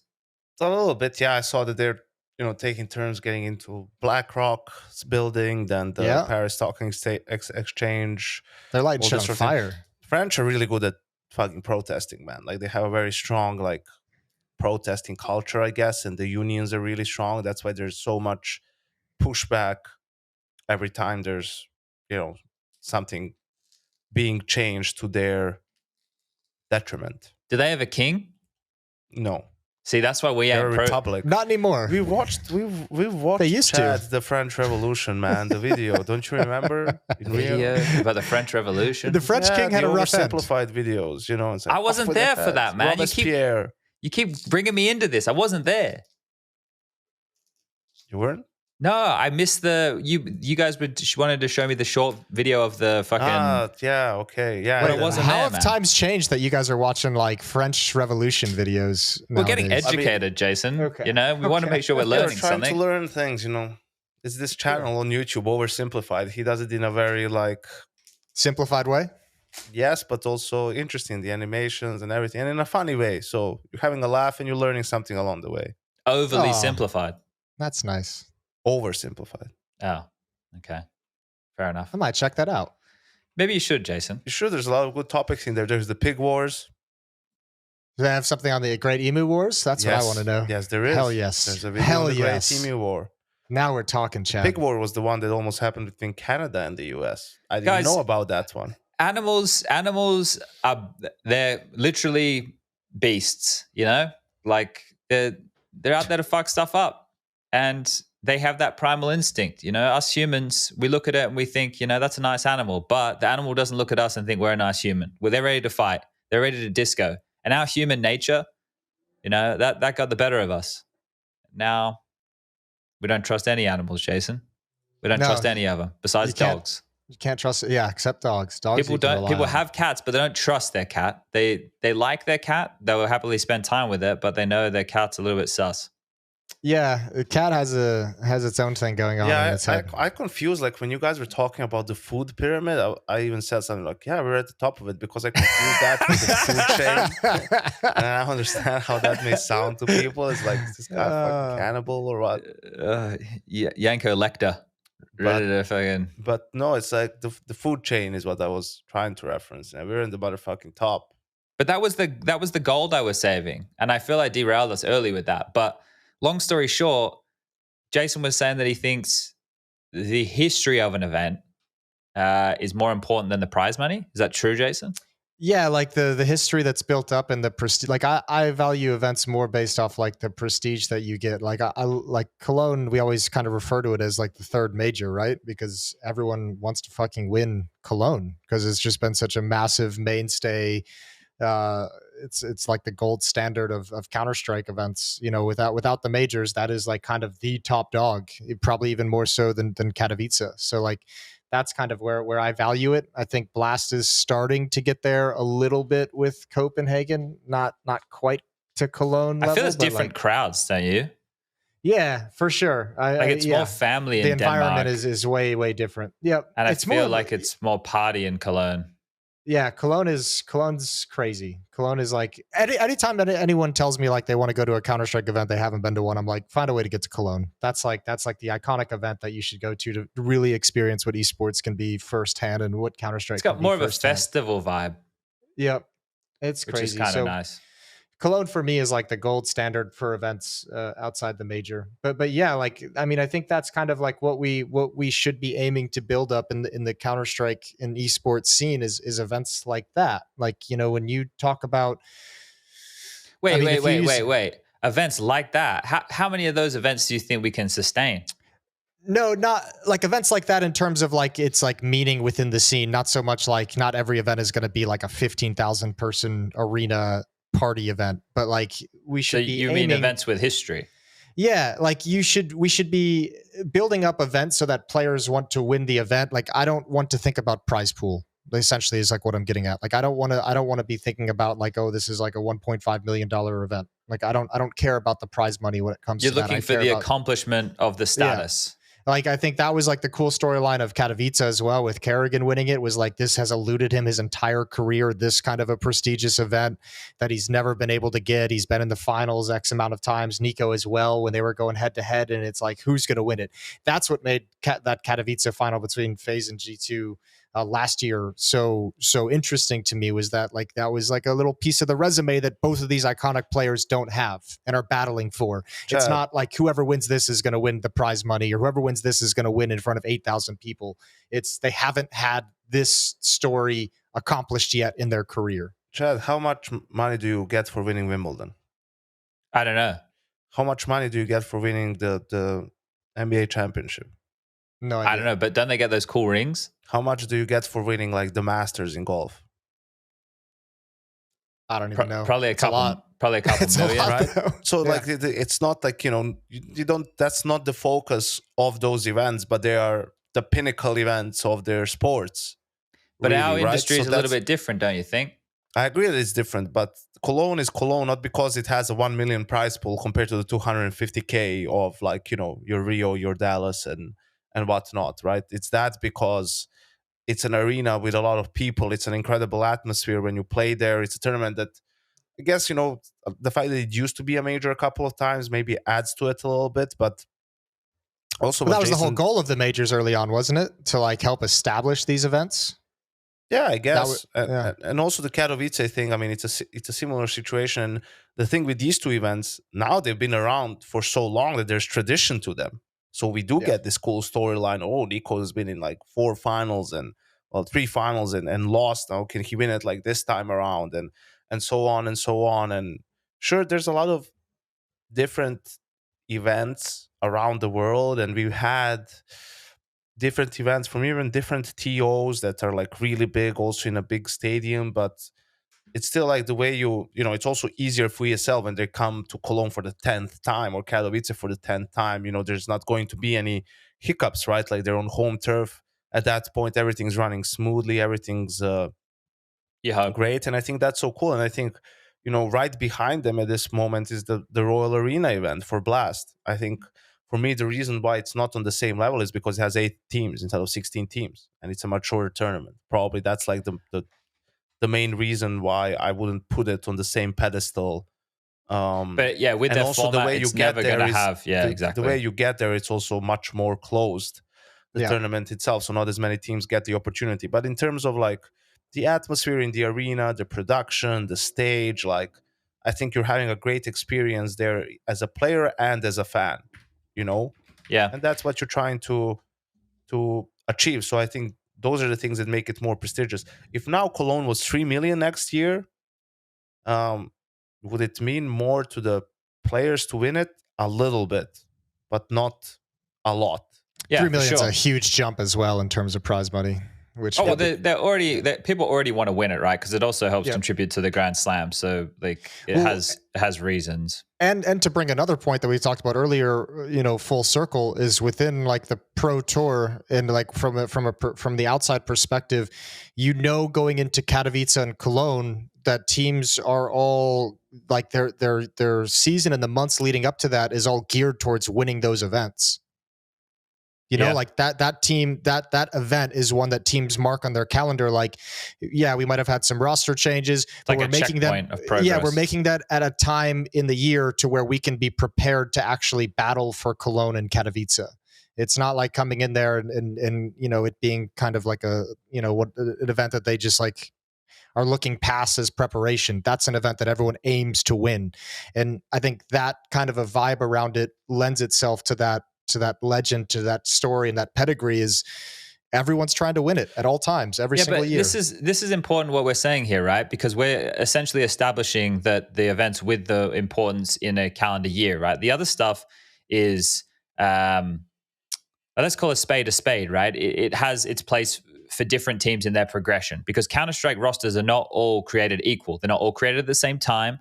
Right, they all suffer different ailments at different moments and different levels of success at different times. Like you have a player go out with burnout, right? That happens very common these days. Or a player's not working, you have to have a roster change, or someone has a visa issue. Like those things plague teams on a kind of regular basis. Not the same team all the time, but if you look at a lot of these names, something comes up, right?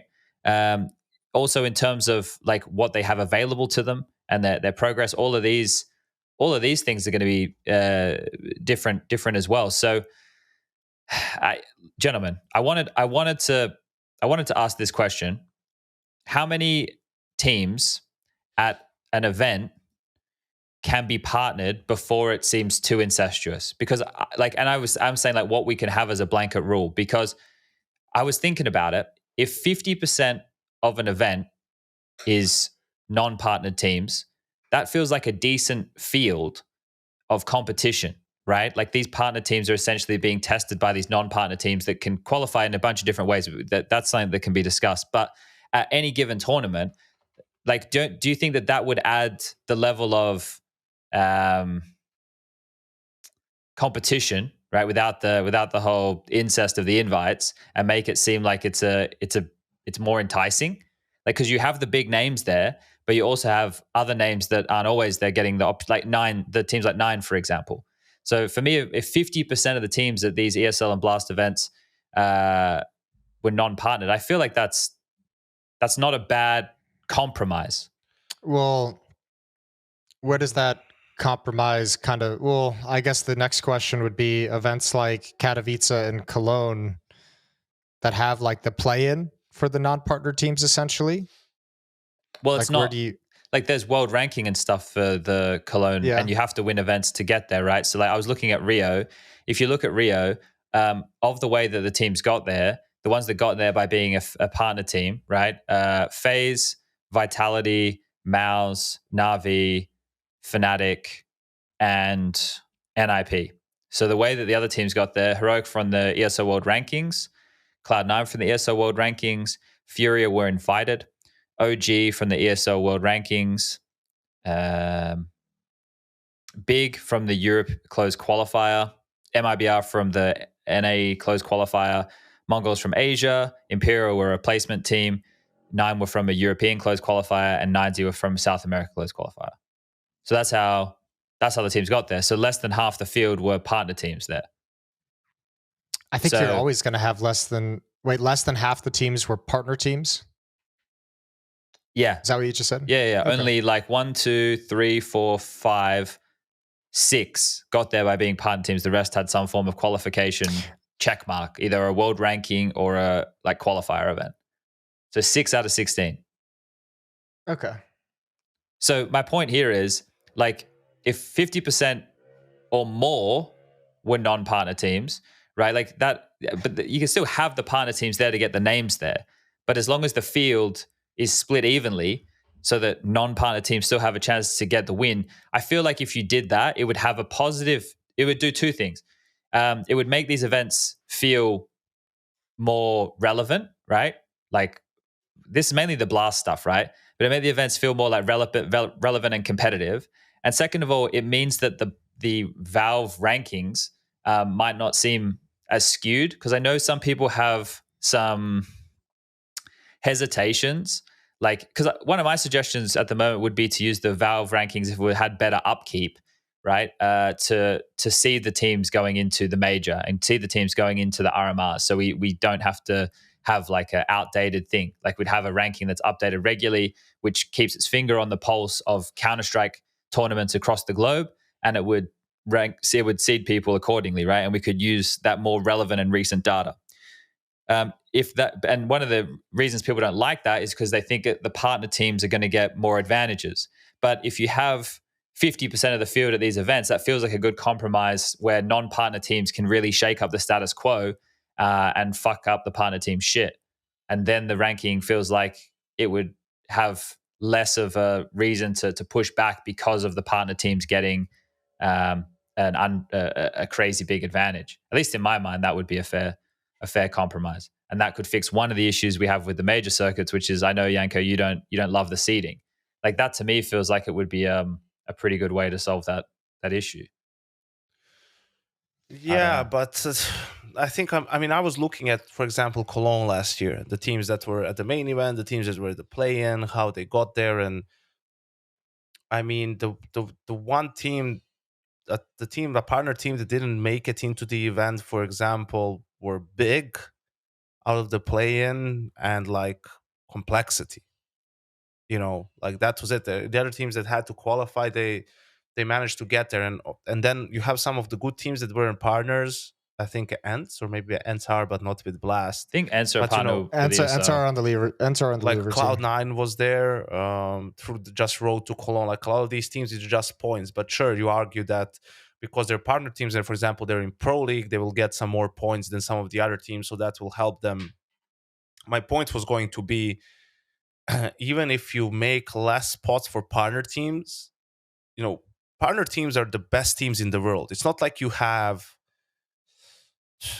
I don't know, Viperio as a partner team, right? And you then have this team that's way below the standard getting spots at these tournaments that they otherwise wouldn't be able to qualify. So I think it's maybe a little bit overblown. Like, sure, if we made all the spots through a qualifier, would we see all the partner teams make it? No. But if there's 14 partner teams, would we see 12 make it? I think so, right? Like, so it's not this massive game-changing thing. And I know that what ESL has been doing with Katowice and Cologne and this play-in tournament is also that there's like, they try to award spots to some of the local teams. Like, there's team coming in through the Meisterschaft, and it was the Polish one for Katowice. There's one for South America, North America, Asia, right? Oceania, like all these different qualifiers now to make sure different regions are represented. So it also just can't be oversaturated with EU teams simply because they're better, right? So yeah, I don't think that's like a massive deal. Like you don't need to go for Heroic became a partner team like a year ago or something like that. They weren't there at the beginning because I remember it was them and Gambit during the online era that weren't partner teams, but they still managed to qualify for the ESL events. They even managed to get through the showdown, and make it into Blast at times. So I just think that I would, you look at it like, why did the partner teams happen and everything? Because there was more TOs and you want to secure the best teams for your tournaments and yada, yada, yada. Now, sure, the landscape has changed now, so maybe that's unnecessary, but I think people like to talk too much about partner teams. Dude, it's like the best teams in the world that are partner teams. Like, they're most likely would have qualified regardless. And yeah, but I don't think that detracts from the point, though, that they didn't get there like in the same way everybody else did, right? And the whole purpose of like at the major is to have everyone have the same opportunity to get there, right? Like that. That's kind of the goal of the major. Yeah. So these other events with their partner teams, the biggest issue we have right now, and the reason for some people that something like IEM Rio feels out of place is because it doesn't contribute to the circuit, right? But that's the problem, Chad. So if you're going to do that, then we have to have a fucking qualifier for Cologne. The same way we have the RMR for the major. No, Where we don't. Are we going to fucking put that? No, we don't, because this is why I bring up the point of using the Valve World Rankings, right? Because all right, so how many teams do you invite? At least 50% of the field, right? You would invite 50. But you wouldn't do that for the major. It depends on the format you'd use for the major. But basically what I'm talking about is having the events that the TOs run right now be able to contribute to the bigger picture, which is always going to be the major, right? Like some TOs in the past, what they'll do is they'll try and make you only talk about their ranking or their stats, like stats in their events, right? We saw it with ESL a couple of years ago. I think Blast did something with it where they were using just stats from their like event, and someone made a tweet about it. So they quickly went back to like the accumulated stats. So like all these TOs make these similar mistakes because they want it to be like branded very much for them. But the one thing with Counter-Strike is it's always going to be rooted in the lead up to the major. So all I'm suggesting is changing a couple of things of the way that Valve do it, which would put restrictions on what would make a tournament feed into or have the relevancy as part of the circuit. Now, the end of all of this, or the elephant in the room and the thing that isn't solved, is how would a TO benefit from kind of curating their event to be part of like ESL have their Pro Tour. Let's just call it the VPT, the Valve Pro Tour, right? It would essentially be the way that all of the other events in the circuit would help contribute towards the major. So you're saying some kind of like thing from Valve that says like, okay, when you run an event, you can only invite up to like 8 partner teams into the event. Everyone else has to qualify. And if you can meet, this kind of, hypothetical factor, then we'll contribute X amount of dollars to your production costs because it's going to feed into the major and it's going to feed into our rankings. Yeah, like I don't know how you would. I don't know how you would incentivize it for the TO, but yeah, you would incentivize it for them somehow. I mean, it would, but then we wouldn't.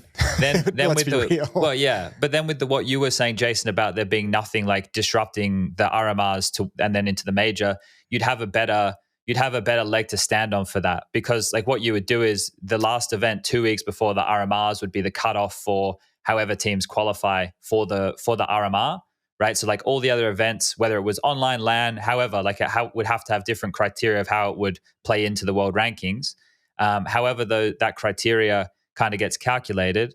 From that, they can invite the teams to the RMRs from the world ranking, and then teams will play against each other in whatever format people decide is best.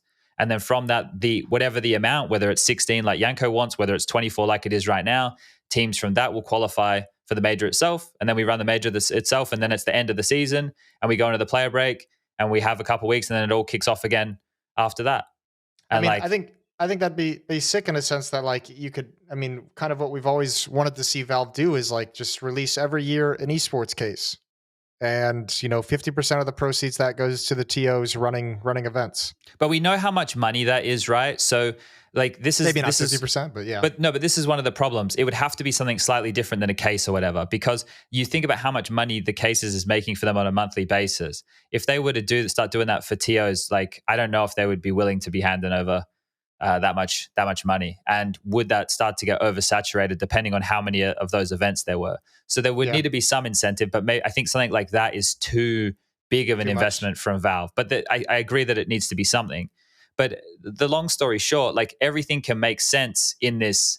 I think what I want, and I don't know if this is what everybody wants, but for everything to feed into the major, because that's essentially our pinnacle tournament, is the most defining moment in a season.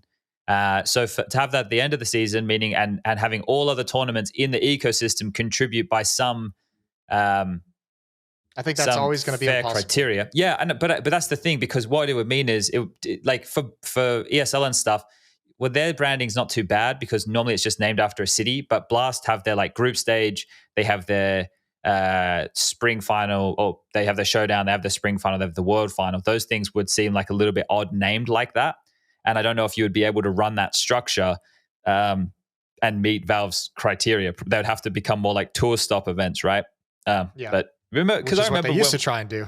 yeah, but it was still feeding into their circuit, right? So like, but that's the thing. Like things would have to be a little bit more standalone or defined a bit differently with different criteria. Like how would you factor a pro league into it, or but I think that with subtle adjustments, we can put ourselves in a good direction. I don't know if we need to like mix anything up too broadly.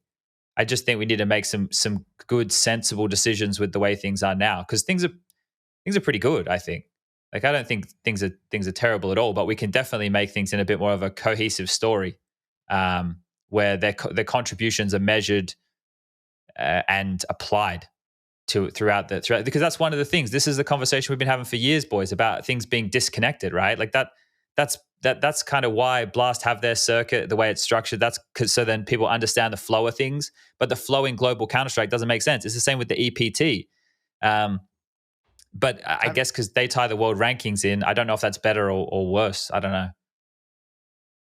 Yeah, I see what you're getting at. I think it makes sense. It would just always be hard because I think in that kind of a scenario, I feel like you'd be asking ESL and Blast to you'd kind of be putting their like marquee events like a step down. You don't think that? I don't know. That's the sense I get when I hear you kind of explain that. If everything's kind of feeding into the major, maybe it would be a qualifier for the major. Let's say like this is where different criteria could define things. Like, hey, if you have more than 8,000 spectators at the event and it has this much prize money and these best teams in the world are all in attendance and someone wins. But then I guess that's Valve having to make that decision. You're right. It definitely would take a little bit of shine away, but I don't. I think the first thing, which I think it was has been about tried, the prestige. It was, it is, but I think that would take away from some of the prestige of the events if you like turn them all into like glorified bigger qualifiers for the major. The Intel Grand Slam could still exist. Like those things could still exist. I think the first thing is like there's just like it's too complicated in the scene. I know it's been tried before and it's probably still being tried as we speak, and just nothing getting done of like solidifying like a ranking system between all the different TOs and Valve, because I mean it's just so complicated. Like looking at the different like the EPT rankings, but it can't happen with partner team events. Rankings. That's the problem. The ranking will never be because it is always going to be skewed, right? Like we're measuring teams playing in higher caliber considered events, like A tier or S tier events, because of their partner status, which means that they're going to get more opportunities to get that reevaluated, right? Like, isn't that half the problem at the moment?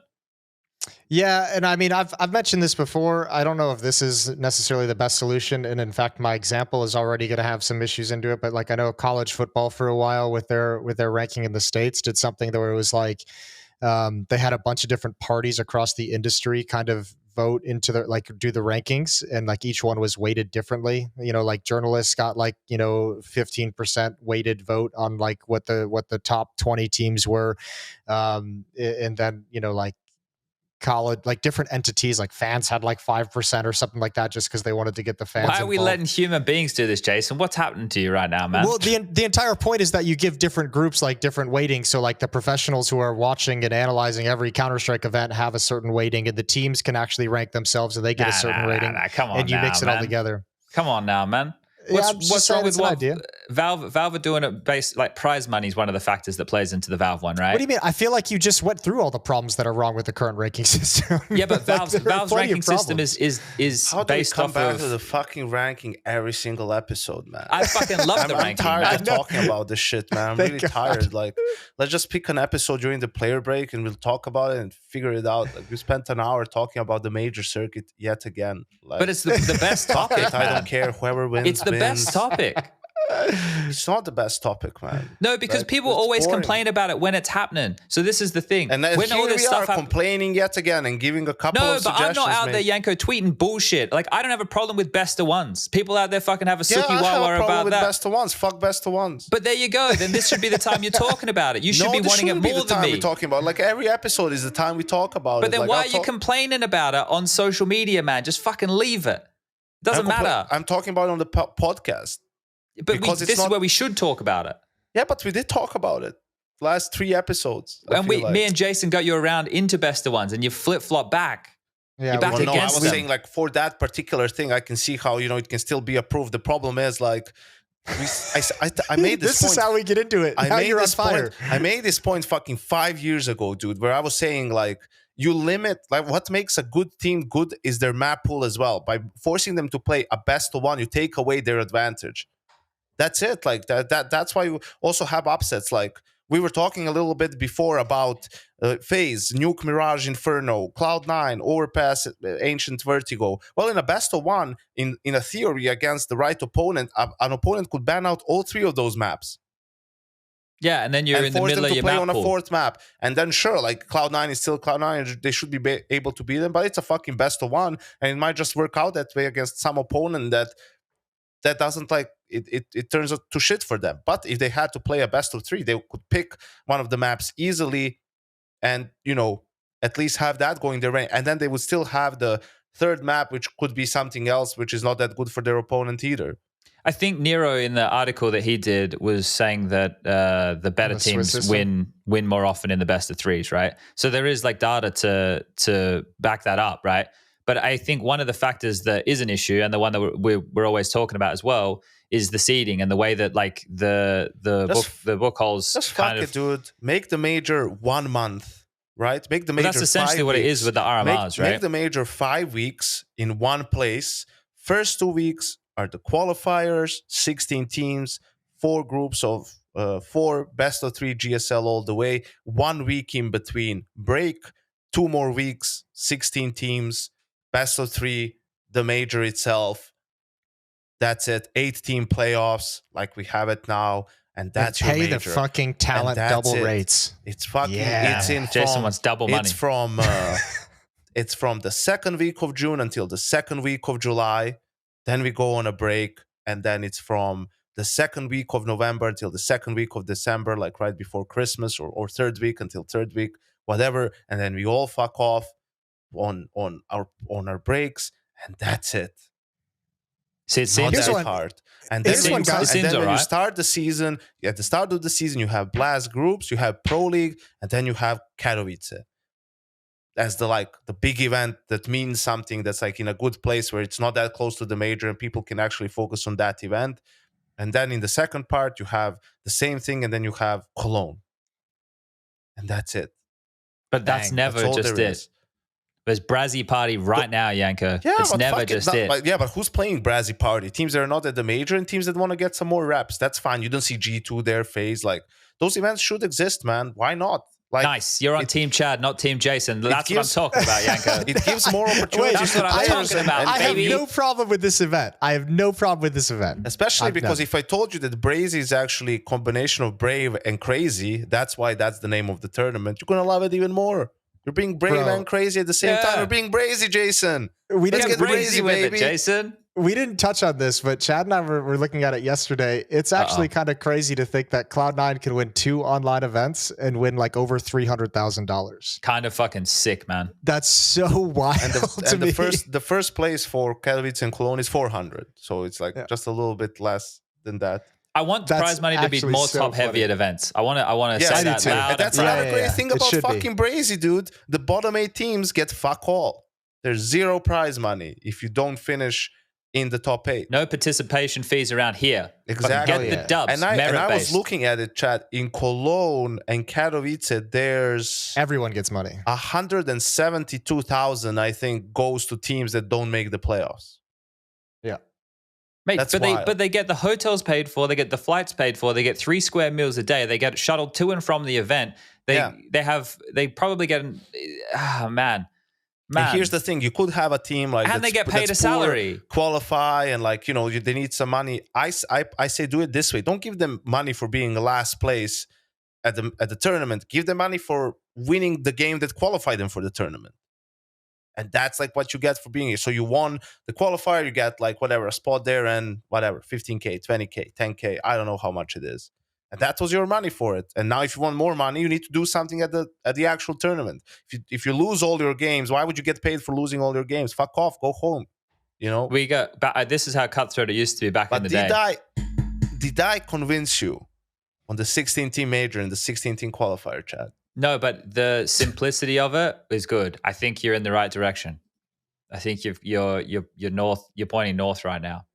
I think that you just want to. That's just like a reversion from like pre-challenger stage, right? Yes. Like that's what you're talking about, like the old style. That was never supposed to be done. That's dog shit.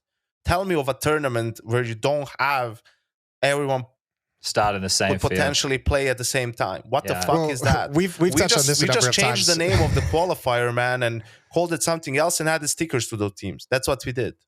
Yeah. That's because that's what I used to play in, right? Like I had and that. And qualifying there was a big deal because you'd beat European get more teams. money and whatever. But let's not, it can't be that thing if you can't meet on paper supposedly the 8 best teams. But nowadays it's not even the 8 best teams that are waiting for you, just the 8 teams that fucking had the easiest draw and won their games. But this is the thing. I don't mind more love being shown to more teams in this way. Like I don't hate it. Like it doesn't bother me. I think it's you could debate, is it a good thing or is it a bad thing? But it doesn't change anything like for me as a viewer. Like still winning the event is the key importance. I'm not saying like make it 64 teams or anything crazy who all get something monetized in the game, but 24, it doesn't bother me. Like even if it was 32, it wouldn't bother me. For I guess this is the only way for it to be done with the time that we have, with how many other tournaments we have, to have good seeding and proper tournament. Like that's the only way. And I don't want to fucking hear about Swiss. Fuck Swiss. Fuck whichever person introduced the Swiss system to our scene. Fuck that person. And then after that, fuck the person who added the book hold system to try to make it like, that's like, oh, this is dog shit. Let's mix some cat shit with it and see if it tastes any better. Fuck that. The buckhole system is no good. It's gross. It's ugly. No good. I don't like it. I don't like it. I think Swiss was good for the like online portion that they had. The like open and closed qualifier bits, I think, was Swiss, or at least one portion of it was. I think it was good there. I think for like RMRs, it can be good, but I think for the major, I agree. I think just make sure that it's well seeded based off something that is the most recent data. And yeah, change it up, because if everything is if it's the same format the entire way through, it just feels so repetitive in that way. And I like things get a bit more of a cutthroat nature. You know, if you're just doing GSL, you lose 2 best of 3s and you're out. Like, you got to turn up. And you've already played through other qualifiers or other tournaments to kind of get to this position. Like, this is the put up or shut up type moment for things. So, yeah, and if you're if you're the lowest rated team in your group, there's a fucking reason for it. Yeah. Right? So if you think your seeding is unfair, okay, you just need to beat 2 teams. You need 2 wins, and that's it. Okay, that's the whole point of competition, right? You're not going to beat the best team in your group. Like, you're going to lose the opening game. Okay, on paper, well, the 3rd best team is going to be with you in the elimination game. Okay, if you're good, you should be able to win that game on your good day, right? And then you need to be the 2nd best team in the group, which, depending on who it is and your seeding and how the matchup works out, well, you could maybe do that, and there you are. Now you're in the playoffs. Yeah, I would love that, though. I think, like, when you talk about it, I just think about how it was when I was playing, and it was best of ones. Yeah, that's the problem. Like, the best of ones are the problem, because, as we see, best of ones, anyone can beat anyone. Fucking but it used to be worse. And all of a sudden, we have a winner's game. We had fucking Astralis with a stand-in and their coach playing make the playoffs in a best of 3 even, because they were playing against MSL. But this is the thing. Back in the day, still somehow Duncan thinks he should lead a tier 1 team. He used to be. maybe MSL and Kenny S should make a team. Let's see how good that will be. They used to. Like, with the way it worked, the high seed had so many advantages. There was a randomizer for the 3rd map. You couldn't get the veto. It was like, oh, you're gonna be on this map. But you know how crazy it was? The best team back when we were doing the vetoes got to decide the map and pick the side. So we would always start like fucking T side of something like a Nuke or an Inferno back in the day, and it was those, good chat, and just get fucking wrecked. Can't we all just appreciate that more and more tournaments? That's obviously super unfair, but I'm talking about like a normal fucking game in a best of 3. The other team picks the side, right? They even added this thing now in best of 3s where the higher seed picks the side on the 3rd map, and there's no knife. Where that majors? Yeah. Really? Yeah, man. That's like. Oh no, they've had that in for ages. Never mind. Yeah. At ESL events, they still have the knife. I don't know why I was surprised with that. At majors, yeah, it is decided. I just like that Counter-Strike formats are turning into teams get 3 chances. I don't like 3 chances. 3 chances. Yeah, this isn't baseball. I hate it. It's not baseball, man. I don't care that you're fucking. You want as many chances. You won't get them. I want Pro League gives you 3 chances. RMR gives you 3 chances. Like, no, just the major gives you 3 chances. Another thing is, like, for example, we talk about whatever. I don't want to get into this topic, monetization and all of that shit and add-on and all of that. But just a thing with sports, right? The NBA has 82 fucking regular season games. It's like, who gives a fuck? No one's going to watch all that shit. Then the playoffs come in and they still have, like, it's a best of 7 from the first series. So even the first round is like, people are going to be like, some upset might happen, like it happened with the Heat and the Bucks. Are they all best of 7s? I thought it was best of 5s. No, even the first round is best of 7 now. Okay. So there's like so many games, and then you wonder, you see the ad dollars, and who is the highest every time, every sport? It's the National fucking Football League. And you know why one of the reasons for it is? Because there's less fucking games. They would have more games if it didn't actually kill the players playing the game, Yeah, but for whatever reason, there's only 17 games. So there's less games for you to broadcast, less games for you to show your ads, and the sport is incredibly popular. And that's why more people watch it, because, every game sort of matters to some extent, especially after like Thanksgiving or, as you get to the tail end of it, right? But you don't want to miss a game because you're like, well, it's also this might be the game, and there's many rivalries. And in the NBA, you're like, yeah, they're going to meet like 3 more times this year, or, it doesn't matter until the whatever. It's completely different. So the point is, by scarcity, by making the product more scarce, you sort of fakely create demand for it. Economics, baby. Yeah. Well, also that would be the thing. Like, people would be more, there's only like 2. They only have 2 chances. Like, this game really matters. Like, and there would be more on the line for the teams. It would be more. And what do we talk about 5 episodes ago? 10 episodes ago? No one gives a fuck about games that there's nothing on the line. There would be more on the line with these games, right? Yeah. And I mean, it brings it full circle to what we kind of started this podcast with too, where Chad was just like, oh, I miss like, or like, you know, and even me with the baby, like you miss like 2 or 3 weeks, you miss like 1 or 2 events, and like the amount you have to catch up on is crazy. Like the investment to like stay on top of everything and follow it is really, really high. I'll tell you, man, you tell me like, I don't fucking care. I don't want to see Fnatic in the Legend stage or Into the Breach or Nine or Bad News Eagles, and probably not even Furia at this point in time. Maybe Furia as the last team. Like, why are they already in the like top 8 stage? You know, what did they do to deserve this? Like, beat like won a couple of best of ones and one best of 3, and that's it. You're automatically stuff decided by seeding, which is also influenced by buckholes, which is I know, but that's what my point is. Like, I don't like this shit. I don't want to see this shit. I don't want it to be like this. The funny thing is, the challengers and the legend stage are the legend because of how fucked the RMR was. It actually might turn out decent. It's better, yeah, right? Because there were so many shit teams that made it through, and there's so many good teams in the challenger stage. Unless we lose half of them, like you will have Into the Breach play FaZe, because FaZe will be the 13th seed, and Into the Breach is the 3rd seed, and then you still get the same way we have G2 play the Mongols in the challenger stage, which is like, oh yeah, this makes sense. But the Mongols are the higher seed. Yeah, like it's fucking. It's upside down. It's like so stupid. And we're just going along with this shit all the time. Like, yeah, but that's because I think that the tweaks like that we're talking about here, things are getting even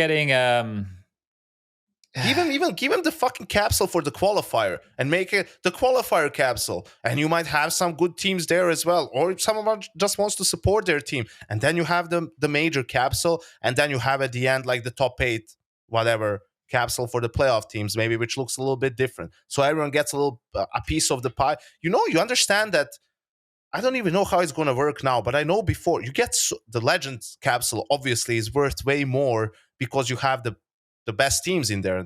And everyone shares it, right? So it's a Legend stage capsule, all 8 teams are in there or whatever. Yeah, so if you've got Simple and Zywoo and whatever in your capsule, you're going to farm the cash money. Exactly. So you and that's split equally between all teams. So I don't know if that's going to be the case now, because you could make an argument there's more teams in like the challenges. I missed the boat on that, man. When my sticker came out, it was just like people could just buy your teams. Yeah. So we obviously didn't make a lot of money. So also you missed just all the cutoffs, didn't you, Chad? Fuck! But Chad, no one can ever take away the Titan game from you. Yeah, that feeling is I've worked it out as well, boys. So the thing is, like, with not competing anymore, like obviously I miss that feeling, right? Like obviously to compete you got to put in a lot of work, but the competitive feeling of being in like a match against someone or outplaying them or outcalling them, and that adrenaline of going toe to toe in that kind of a thing, that I fucking miss that like adrenaline pumping through my fucking veins. And then I realized that the only time that I've had that feeling since I quit playing was either doing something stupid like bungee jumping or skydiving. Playing against me in the show match. What? No. Yeah. So I miss that feeling. I want that feeling back. I jump out of a plane again. Yeah, but why don't I? That feels like what if you jumped out of a plane while listening to the match at the same time? Would that be overload? I don't know, man. You think it could really jazz you up? I don't know. I just want to be pumping people in the dome again. I want to be wide swinging. I want to be flashing and calling the go. I miss it, man. It's the one thing missing. We got to get everything else is pretty good. If we have an academy league, we can do a veteran league as well. Yeah, I'm down for that. They have all the old school like Halo players are. There's been like a couple posts where they've created like old school lands from like the original Halo, bringing in CRTs. We could do that with we could do that with Counter-Strike. Just make our own little LAN. Invite the people we want. Get like 8 teams in there of veterans. Have a party. Roll in all the boomers. Yeah. The Boomer League. Sponsored by some gambling company with the online prize purse of $1 million.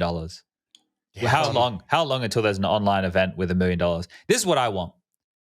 I want 2 things. I want 2 things before I die. Okay. These are the 2 things. The first one, I want a 64-team single elimination event.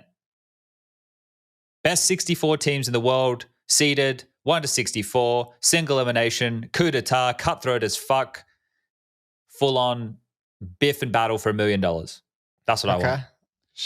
Winner take all? Winner take all. Yeah. Yeah. We can, and if we need to up it from $1 million, Jason, we can up it from $1 million. Yeah, get 2 gambling sponsors in there for sure. Well, hopefully we don't need that. Hopefully the money just comes from somewhere, because that's how the world works, right? Like, it should just appear. The money should just appear, and then fall from the sky. We'll run an event. And the other one, I want someone to run the World Cup. I want someone to properly, not corrupt like back in the day with all those fucking events where people had to pay for licenses in countries, and then they kind of just took it and gave it to a team instead of running. I want it done properly. I want a World Cup where we have the best representatives from any Counter-Strike nation that wishes to compete, rocking up in an Olympic-style village, and everyone wearing like bibs, like the WCG days, or some form of national garment, right? And we're out there and we're playing World Cup Counter-Strike. Those are the 2 things I want before it's all over. Now, if you guys can make either of those happen, I'd be greatly appreciating of your efforts. Otherwise, it's been fun. I'll do my best to make you die a happy man. Thanks, Jason. I'll do what I can. So World Cup and a 64-team single elimination, $1 million winner takes all coup d'etat. May, if I ever win the lottery, I'm going to run a baller-ass Counter-Strike tournament. It's the first thing I'm going to do with my money. I'm going to put so much prize money on the line, but I'm going to make the teams pay for their own flights and accommodation, because they have no idea what that feels like. Yeah. Everyone except the Australia teams. Yeah. Fuck. Well, they need a little bit of love down there. They have, I'm fine with that. Yeah, I think I'll that's pay fair. for them. I'll pay for them in business. Actually, sure. Yeah, they're going to get special treatment. Yeah, you've just won the lottery. You got money for it. I wonder how much money. No, I don't even buy. I remember in Oz I'd buy lotto tickets, but that's when I was working at Woolworths, stacking shelves, wondering what life was all about. What did you figure out? I figured out that the entire time, no matter how much the world pushed back on me, doing the thing that I enjoyed the most was the right decision all along. It's the right decision all along. That's what I fucking learned, Yanko. That's a great fucking... That's a message. Great lesson that you've learned. Yeah. Unfortunately, doesn't always work, but I'm sure there's different ways that people can channel there. It's never going to always work, but as long as you're working towards that goal, that's fine. Yeah. Jason, what goal are you working towards? That's a great question. Just working towards, at this point, I'm just working towards tomorrow, Day at a time. One step forward at a time. Yeah, just experiencing life as it comes at you. Yeah. I built my garden. That's kind of a goal right now, yeah. I like that. Put some plants in there the other day. Got some Brussels sprouts coming, some broccoli. It's going to be nice. I need to give myself a project. My project could be, I don't know, I could start small. I could start with, doing a spring clean. A spring clean is always a nice little adventure going into the summer times. Yeah. It's, good way also get some clutter out of the house, wipe things down. Yeah, take stock of what you own, because everyone starts to, after a while, just collect bullshit. What does that mean? You're going to go get an animal? I don't know. Maybe that wouldn't be, I've always been right slightly after the interested. mani-pedi. Have you guys thought about colonic irrigation? No. I haven't thought about it much. Well, I don't know. It just, I heard about it once upon a time, and I was like, well, this is very invasive. But when you think about it, I don't know. When you think about what it could do, I don't know how it actually works, but the idea of it is like, I'm kind of purging all the bad stuff from my body, but it doesn't feel natural. Just go for a juice cleanse. Yeah, you could go for that version. I know there's people who just drink spend a week lemon on just tea. Juice. Yeah. I'd feel like my discipline's not there just to do juice. It's not easy. I don't think I've got it. No. Food's I'm doing a float tank today. Have you guys ever done a float tank? I have indeed. Okay. What method are you going to go for? Are you going to go Starkers, or have you got a bathing suit of some variety that you're going to be rocking out here, Jason? What's your approach? I don't know what the requirement of the. I haven't considered this. Well, they have to clean the water every time, so you can go. I'm going full naked if it's allowed. All right, so dick out. Yeah. Okay. Have you been? Is this a repeat visit or first time? First time. Okay, so the one I went to, and this was some years ago, so maybe they've expanded their tech, but there was like a floating pillow of some variety. Now it wasn't like squishy like a traditional pillow; it was just floaty. But something because to sit there floating is the most jarring thing initially. But once you kind of come to terms with that, which if your mind needs to settle, and then you're kind of just hanging out. And the biggest issue is if your legs or arms touch the side, it kind of breaks you out of your immersion. But once you're in the middle, they're floating away. The brain's it's having a good time. It feels free. Yeah, it just kind of shuts down a little bit. Yeah, you kind of tackle some of those regrets. And, perfect. That's what I want to think about today. Just go. But you come to terms with them. You come to terms with them, Jason, because your mind it's less cluttered. You're kind of going through the library. Not as many distractions. Okay. Well, I'll update you how it goes. Are you doing this as a solo adventure? Well, yeah, I mean, Jan and I are both doing it. We're doing a little date night. So we're going to go to float tank and then out to dinner. But I mean, we can't do joint float tanks. No. But you're still going with, I'm not, I didn't think you'd be in the same float tank. Yeah. That's a little, I don't even know if that's a possibility. I don't think so. Yeah. That'd be interesting. That's but nice. Yeah. So go with somebody and then out to dinner, and I'm sure we'll talk through. We'll tackle our regrets solo and then tackle our regrets together. Well, that's kind of nice. That's really nice, Jason. I want to go see this Air movie. I do too. Yeah, me too. One of my friends went to see it, and he's a basketball player, so he said it was really, really good. But maybe he's a little bit biased. But yeah, well. I think it's not going to be a waste of time at the very least. So Ben Affleck's turned out to be a better director than he is an actor. Whoa, man. Don't throw fucking jabs at Benny boy. That's not a jab. He's directed some fucking banging movies. What's he directed? Shit. Now that you put me on the spot, I can't think of it. I don't keep up with their careers. What's the one with where they're like they're the bank robbers? That one was fucking sweet. Yeah, The Town was amazing. Okay. He was Batman, I mean, they also did, I think he directed the Good Will Hunting. He wrote it. He didn't direct it. Or him and Matt Damon wrote it. Yeah, they wrote it. That's kind of cool. He directed Gone Baby Gone, which is really good as well. Yeah, Argo. Yeah, I actually didn't see Argo. I've heard it was pretty good. Was good. I mean, it's a bit boring, to be honest. But Gone Baby Gone and The Town are both bangers. Absolute bangers. I didn't mean to call out your Ben Affleck knowledge there, Jason. I was just curious. It's all good. I deserve it. I wasn't certain what he'd done. Similar one to Gone Baby Gone, where he has that crazy wife. I've got to watch more movies by the sound of things. Yeah, I don't. It's Gone Girl. Yeah, it's like a similar name of the movie. Oh yeah, have you seen that, Jason?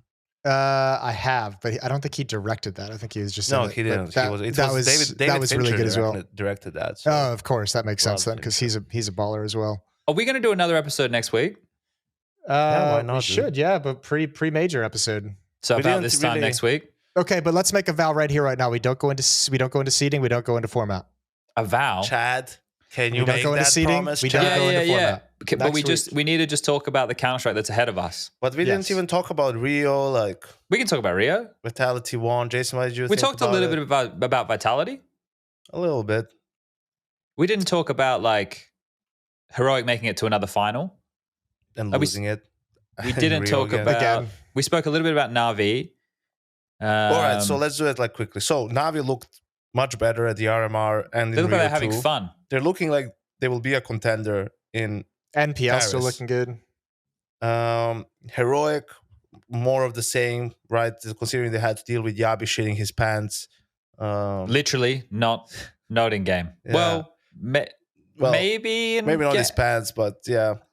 But they recovered from that, made another grand final, managed to beat Furia again in Brazil, then managed to beat Na'Vi, who has a great track record against them, and make it into the final, where unfortunately they couldn't seal the deal, which seems like to be a recurring thing for Heroic. Why do you think that is, Janko? I think it's some of the players need to step up in those moments, right? Like finals and those stage games are won by players making plays. Look at your teams that have been doing it in the last couple of years, right? Whether it's FaZe with your Ropses and Twists and Reigns, or it's G2 for a little bit with Monacy, Hunter, Nico, JKS, Navi with Simple, obviously Bit Electronic as the trio when they were having their run. You have to go all the way back probably to Astralis to go back to a team where it wasn't really carried by individuals as much as it was pure team play. And I think Heroic, because of that, they have really, really solid team play, really good structure. That's why they don't get upset all that much. But you need someone who's going to give you that little bit extra in those big games. You know, Stone was. We always get to this and talk about Stown, right? But well, yeah, it's like him and Yabi, right? But we saw Shush have a good game. I think it's whether in the quarterfinals or the semifinals, right? So maybe it's just even a little bit more from everyone. We talk about FaZe as this four-headed monster with Carrigan as the in-game leader and the space creator. Maybe, you know, they could elevate themselves to that point. Who knows? But that's what they're lacking. Their floor is higher probably than any other team, but their ceiling is also lower than any of the other contender teams. So yeah, I guess, but getting to, like, for them, do we think that happens in the final because of like one of the intangibles of being like pressure, right? Like, we know that it's going to exist. We know that there's more on the line in that game, but like how we measure it for each player is obviously quite different, right? And exactly what type of impact that's having, it's also hard for us to know. Does communication go down? Do people stop taking risks that they would normally take? Like, because Heroic are a team that kind of lives or dies by making split-second decisions in pressure moments. So if you're going to play that style and you're doubting yourself for a millisecond, well, obviously a millisecond, a bit of over-exaggeration, but if you're doubting your second for a moment in those type of moments, does it affect Heroic more than other teams? Is that why they have their performance drop-off in that environment? Do they require in that environment to be a momentum-based team, right? Where like if things start rolling, it's going to continue rolling? Is that a condition that we need to look at for them? I guess that's something we could go back and look at in the finals. How did they start the final they won compared to the finals they had lost? Because otherwise, like we always just circle back to the same thing. We're always back at like, yeah, Stown's meant to be the star. I guess it's on him. It is important for him to perform in finals. Like it's with every team. It's like the same conversation that I guess you guys were having around like Zywoo on the desk, right, Yanko? You guys were bringing up the fact that he does go a little bit quiet. And then it was good to see Vitality perform as a team, which is one way to solve that same equation. Or you have your superstars go nuclear like they do in other stages of the tournament. So for Heroic, I'm just trying to work out, you know, what that might be, where the drop-off is. And if it is playstyle related, then there has to be, well, I don't know, what would the solution be for solving that problem? It's not necessarily the easiest problem to solve. Yeah, it's that, I don't know. It feels like that weird one where it's almost like their experience, but like there is like a little bit of like more time on, like if you think about the final they won in Copenhagen, you have the energy of your home crowd and as much of a platitude as that can be. But like, no, but does that help with their momentum, right? Because that it could. I think it's an idea of like kind of Yanko said, having your star players like gain the ability to kind of break out of the framework. Like, you know, you don't get to win trophies if you're just playing your standard counter. Like you have to have individuals who can break out and have a moment when they need to have a moment. And is Heroic accomplishing that appropriately? Because I mean, Stown's the star player, but I still see when I watch that team, it feels like Cadian's the only one who can really make a play that's going to like turn things on its head completely. Like, you know, turn an unwinnable situation into a winnable situation. But Cadian's putting in a lot of work across the board, right? Like I agree with that sentiment. I think that, like, again, in the match they had on Inferno, he had a couple of pretty big impactful moments. Now, the double is, there's a part of that that's luck, but regardless, it's a play, and Counter-Strike, that is going to play a factor. But the AK round as well on the A side, I thought was really quite nice. But he's also the heart and soul of the team, right? So there's a few things, like, this is what I was thinking from a theory side of things. Like if you start to doubt the pieces in your team performing in big matches, which I'm not saying KDN is, but let's live in a world where that can creep into your mind, then it can influence the way that you're starting to call out rounds because you're not trusting your players. And if you have repeat offenders of not turning up in big matches, then it becomes easier for this to start to fester. And if you feel like you can't trust them to do things, then you're going to start taking more risks and more plays on your own, or you'll start calling around other players to supplement that. Because you go one of two ways, right? Like you can continue trying to activate them and get them into their plays, which that you need their A game to win this match. but they're not giving it to you. So then you have to put those resources somewhere else, right? And if Cadian's the guy having to manage that while manage the attitude of the team, while also be one of the guys who is making plays, or at least being successful in those plays, like that burden is starting to become a lot here. That's why momentum, I think it will carry the other four through until they've all unlocked themselves. And I think they've all had moments where we've seen them unlock themselves, but it hasn't happened at the same time. Here's my big question out of Rio. With Vitality winning it, it's like, it's awesome, and that's going to give them a surge of confidence. But like, I didn't view this, like, when I look at this win, I'm just like, okay, let's see, like, what do you think is like the likeliest to repeat going into the major? Like Dupree having the performance he did against Cloud9 to help power that comeback on Vertigo. Otherwise, it would have been a 0-2 loss. Is it Spinks having this kind of level of performance within Vitality? Is it Magic's, keeping up his level that he had? He had a great grand final. Like, I don't see Dupree kind of repeating that kind of a performance. I think it depends on which stage of the tournament. Right? Like if we're talking the group stages and they need Dupree to bail them out, then I don't know. But if we get into a stage game where, where the conversation about experience of players does like mean a lot, again, it's hard, one of these hard to quantify things, then yeah, like I can see him in front of the crowd getting the job done, because that's what he did. That's what he gave us from Rio. So, I think that is a, I wouldn't say fair expectation, but like an okay outlook. It's always kind of a little scary when I look at a team and I say, I feel like they won this event because of a massive jump up of the supporting cast from what we're used to seeing. Well, right? Spinks' contributions, I thought like they can get through in a lot of their matches with Spinks and Zywoo farming. Like you can get through like that. That I think that's fair. But at one point that will shift, right? And you need the contributions from other players. And we saw that. We saw some good moments from different players at different times. That's the bit that makes this major immeasurable, right? So coming out of Rio, what your takings for Rio are different for every team. We've already discussed that. But it doesn't, I don't think like FaZe bombing out for me doesn't mean that I don't think they're in the conversation to win the major. They're still very much in the conversation to win the major. Like, so that's where measuring like Vitality's win gets tricky. Are we getting like catfished by the result? No. I think it's about Vitality is a team that went out 2 times in the playoffs in their first game. Last 2 tournaments they made the playoffs, right? They're also a team that gave up that massive comeback to Liquid in Katowice. What happened since then?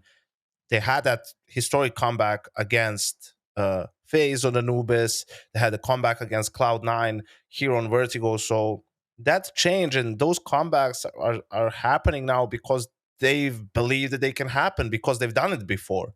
And the same thing can happen for them in Paris. Okay, they've won playoff games, finally, now in Rio. However they won it against whoever they wanted, they did it. They lifted the trophy. They only did that at Pro League 2 seasons ago, and that was sort of their first event with Spinks. It was a bit of a honeymoon period, right? And they weren't even close to replicating that success in the next like 3 or 4 tournaments or whatever. So obviously it was a bit of a one-off. It was a bit of a fluke, but this doesn't have the same feeling to it. Like this has just quickly, because this direction, I just want to get you to confirm or deny this for me. At the time, like 6 months ago, which is what we're talking about here, wasn't the narrative, there was 2 big ones that were kind of plaguing Vitality. One was the communication, right? And the other was the pressure, right? It looked like they were playing under immense pressure that of the expectation that was on the team. Were those the 2? Okay. That's all I wanted. I think the communication thing, obviously they've had time to work on it, and I think it's always going to hinder them a little bit. But in certain moments, for sure. They found a way to play well regardless. And I think the pressure, also, they finally realized, how they need to address that too and approach that. And I think that's why they're not giving up comebacks. They're making them now. And sometimes all it takes for a team is to win that one tournament, right? To lift that trophy and to be like, we did it. It actually works. Right, like we can do this, like we can beat these teams, we can lift this trophy. Up until that point, it's all coach quotes and theory and talking. Well, now you've actually done it, so I think that's going to unlock basically the next level sort of for Vitality, and that's scary for everyone else coming into a a major that's going to be in Paris, where if they can make the playoffs, overwhelmingly the crowd is going to be on their side. Yeah, like they're in a good spot right now, considering like everything in recent history, right? This is where it opens Pandora's box of the next bit of the conversation. Now, I don't want to get into the format stuff because we already spoke heavily about it, but I do need to say that like Vitality miss a whole week of play. Now, the conversation with that is for the legend teams, which let me just find them and read them out for everybody playing at home, is Na'Vi, Fnatic, Into the Breach, Bad News Eagles, Heroic, Nine, Vitality, and Furia. Now, 3 of those teams are not like the rest. Vitality, Heroic, and Na'Vi are teams that are in the conversation to win the whole thing. So how they use these next, 3 weeks of time is big. Now, you can make a conversation for certain teams, and I don't know if any of these teams are on that list. Maybe Bad News Eagles would be a team on that list, right? Who I think would do better starting in the challenger stage and like having more reps and more practice on it, because the conditions are the same from the challenger to the legend stage. That's how these things go. So people are more familiar with the flow. They're more familiar with the environment of the hotel and everything. They're more familiar with the setups and how they're going to be interacting with the staff and the admins and everything like that. Had time to work out some of the kinks, or maybe some of this is the best way to have the monitor, or the little details, right? And those little details all add up and subtract from your focus. So do we think with a team like Vitality having the extra week, do you think it's more beneficial for them to have the extra time, or do you think they're one of the teams that fall into the category of it would be better for them to start in that challenger stage? No, because I think it's different for everybody. No, after this, the way Rio went, I think they're far better off of having 3 or 4 days just completely off, and then doing a boot camp for a week or whatever before they start competing. I think another benefit is they could just boot camp in Paris, so they don't need to travel. They have their facility over there, so that's an extra nice little thing that they have. Yeah, it's an added bonus for sure. I imagine it's going to be hard to boot camp though during the challenger stage, because I wonder how, like those teams don't necessarily practice so intensely in terms of scrimming, right? So like some of them will be playing for sure. You can play Cloud9, you can play big. Yeah, there'll be teams. But here's, I have this question, okay, for you guys, because I know, Chad, we talked about this a little bit in Rio. I don't think we talked about it on the podcast. Correct me if I'm wrong. But here's the thing. Why some of these upsets also happen, okay? So let's say we get a team like OG or a team like NIP, whether they're a partner team or they're just mostly playing tier 1 events, they don't really play tier 2 events. They are, by their quality, they are a notch above Into the Breach. Some of these teams. Do you mean the quality of the player? Quality of the player, and just as a team, they're playing better Counter-Strike in general. I don't know about that sometimes. Well, sometimes it doesn't. It doesn't look like it, right? But my point being, they're like the better team on paper, right? And then why do some of these upsets happen? Like better than teams. Maybe NIP and OG are fucking bad examples, but even a team, okay, Cloud9, even if you want, or big, right? And then you have teams like Apex make it through, Gamer Legion. Some of these other teams, Monty, right? And I think this is the reason why. Because when teams like OG, NIP, Big, when they're in a tournament like Rio, Cologne, Katowice, Pro League for the better part of it, they're still the underdog in those games, even as a good team. Because they're playing the best teams in the world, right? Like they face after one game, they run into G2, FaZe, Na'Vi, right? And they end up losing to these teams because these are the elite teams of the circuit.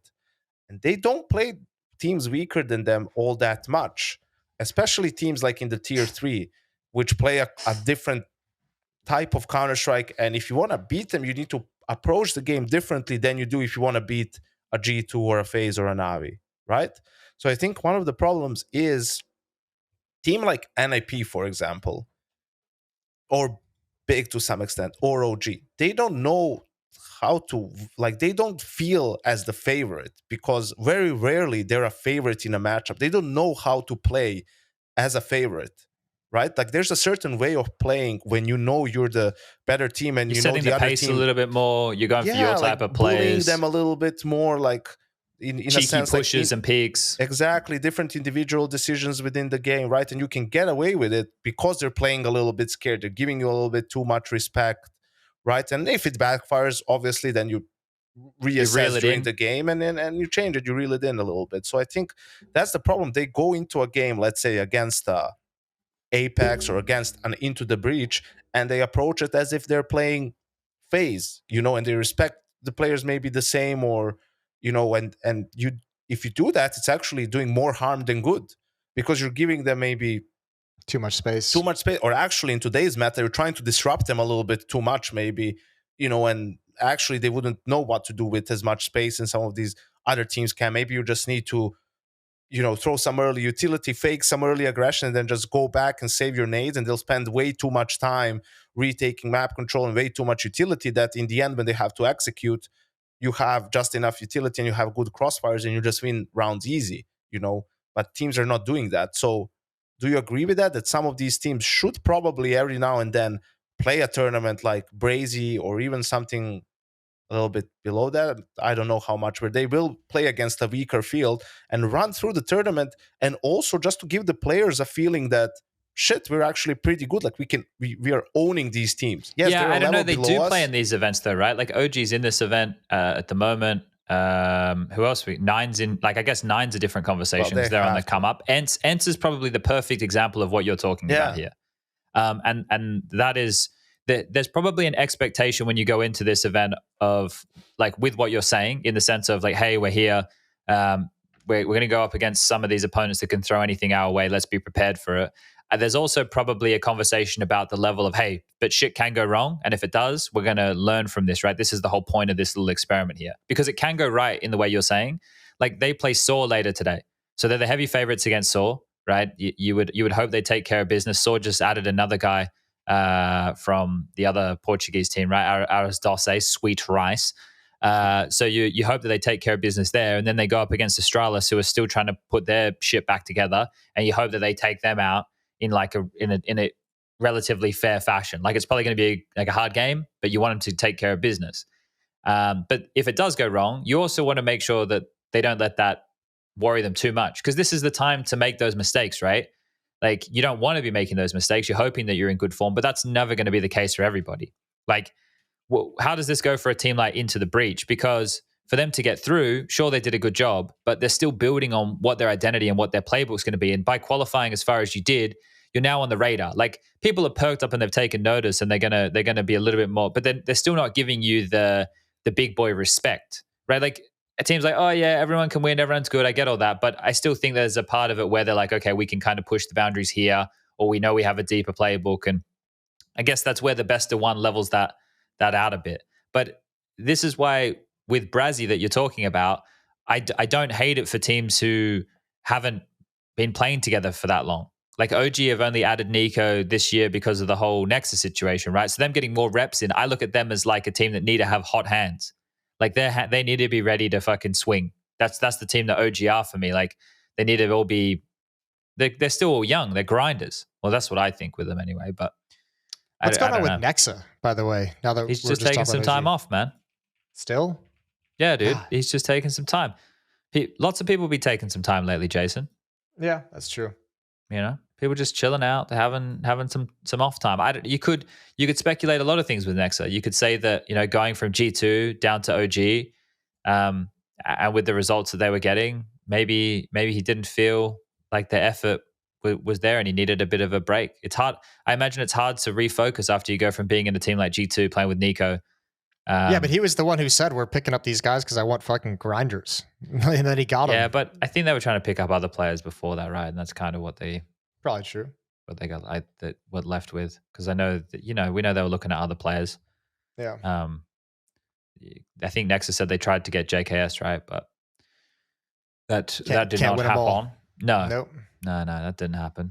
Yanko, what time do you have to leave? 15, 20 minutes probably. So what do we have any other hot topics we want to hit here before we wind it up? Crazy, man. It's brave and crazy. Just in the light of the major and whatnot, and why is, you know, N's playing this, Nine is playing this, a couple of other teams. I think you go about it one or two ways in this tournament. You either do it like what we talked about FaZe did for the Rubet thing, where you try to play some of the maps you haven't played as much and see where you're at and some of the things you've been working on. Like, do they make sense or do they not make sense? or you're just treating it as sort of a ramp up stage where you're playing to fucking win games, dude, and give your players like more confidence and just, you know, approach it in that sort of a way. Like you want to build up some confidence. Yeah, that's just it, and go into it and say, yeah, come into the major like feeling fucking hot. Yeah, we like want some good games, want some prize money. Like, let's get the shit started. Yeah, wouldn't it be funny if Cloud9 wins the whole thing? I mean, it's not beyond them. No, they will make it into the semifinal or the final. Don't say it. Don't say it. Lose 2-1 to like Big with a stand-in. No, come on now. The Big lost to 0-0 Nation. Come on now. They just barely squeaked out Sprout. They won the first map in overtime. Beat Pain. I expected Pain to win that one. I did too. How many do we have major teams? We have Into the Breach, Pain, Nine, I made a graphic. Check this out. I used it yesterday on HLTV. Gamer Legion, Apex, OG. That's 7 teams out of the 16 are in it. Man. Hold up, man. Let me find this. You like this, Yanko. Here, take this link and go to the second slide. All right. So on the second slide, at the top is the teams who are at ESL Challenger for Melbourne. What even is this? Well, it's a runway. Go to the first slide, Jason. I can explain the first slide to you. Why are there animated airplanes in this fucking graphic? Well, because I like doing some arts and crafts for people sometimes, man. It looks nice. It's got to be visually engaging. And I made a runway. Lovely, yeah. What do you think about the runway I made? It's beautiful. Yeah. It's beautiful. So in the second one, it's those teams that Yanko was talking, and Bad News Eagles, Greyhound, Complexity, and Challenger. But that's the problem. Like a team like Bad News Eagles can't really say no to a Challenger event, right? Like that's an opportunity they don't get that often. Greyhound, it's a home turf event, obviously, and then Complexity. So, but you would want to say for Complexity and BNE, it's like, well, you're going to spend so much time traveling and being jet lagged and everything. To Australia as well. It's actually going to, you know, have an impact on your preparation. Complexity, for the we're in business at least. That does play a big difference. But BNE is a Legends team, so they'll still have those extra 4 or 5 days before. Yeah, but I'm not against Complexity, dude. I think they need the reps, and they need to get some confidence. They need reps and they need confidence. They started boot camping in Poland on the 17th, and then they flew to Australia. So they've already been getting like European prep in. Now they're going to go fly to this Oz event, give it a crack, and then probably come back and boot camp for a couple of days before not boot camp, but I imagine they're going to come straight back to Europe, don't you? Yeah, I don't mean off, but they'll have like a week before Challenger begins ish. Yeah, because they'll be flying home on Monday the 1st, or flying back to Europe on Monday the 1st, and they use that week, I guess. I don't know. We'll find out. But hopefully they're looking all right. It's like 6 days. Yeah, because there's some real conversation that we can have some wild matches, and that's not because like, you know, some teams are good and some teams are bad. It's because I think a lot of teams are pretty good and have a lot of punch. And you're seeing a lot how many individuals can shoot, because everyone can shoot, boys. Everyone can shoot. People ain't having an issue shooting, and that ain't where the problems are coming in. All right, and then real quick, the Challenger, who we think is taking it. I guess it is between like Complexity, BNE. Oh, Melbourne. The whole event. I don't know. EG Black's there. Yeah, they are there. it should be Complexity and Bad News Eagles as the 2 front runners. They're the teams which are in a different conversation. Yeah. After that, I think anything's possible. Like, I think EG Black can beat Greyhound. I think Greyhound can lose to any of those teams. I also think they can beat any of those teams. No, because this is the thing, man. Like this here, what you were talking about with like the teams on the cusp, like the OGs and the Ences and the NIPs and that playing these online tournaments, Yanko.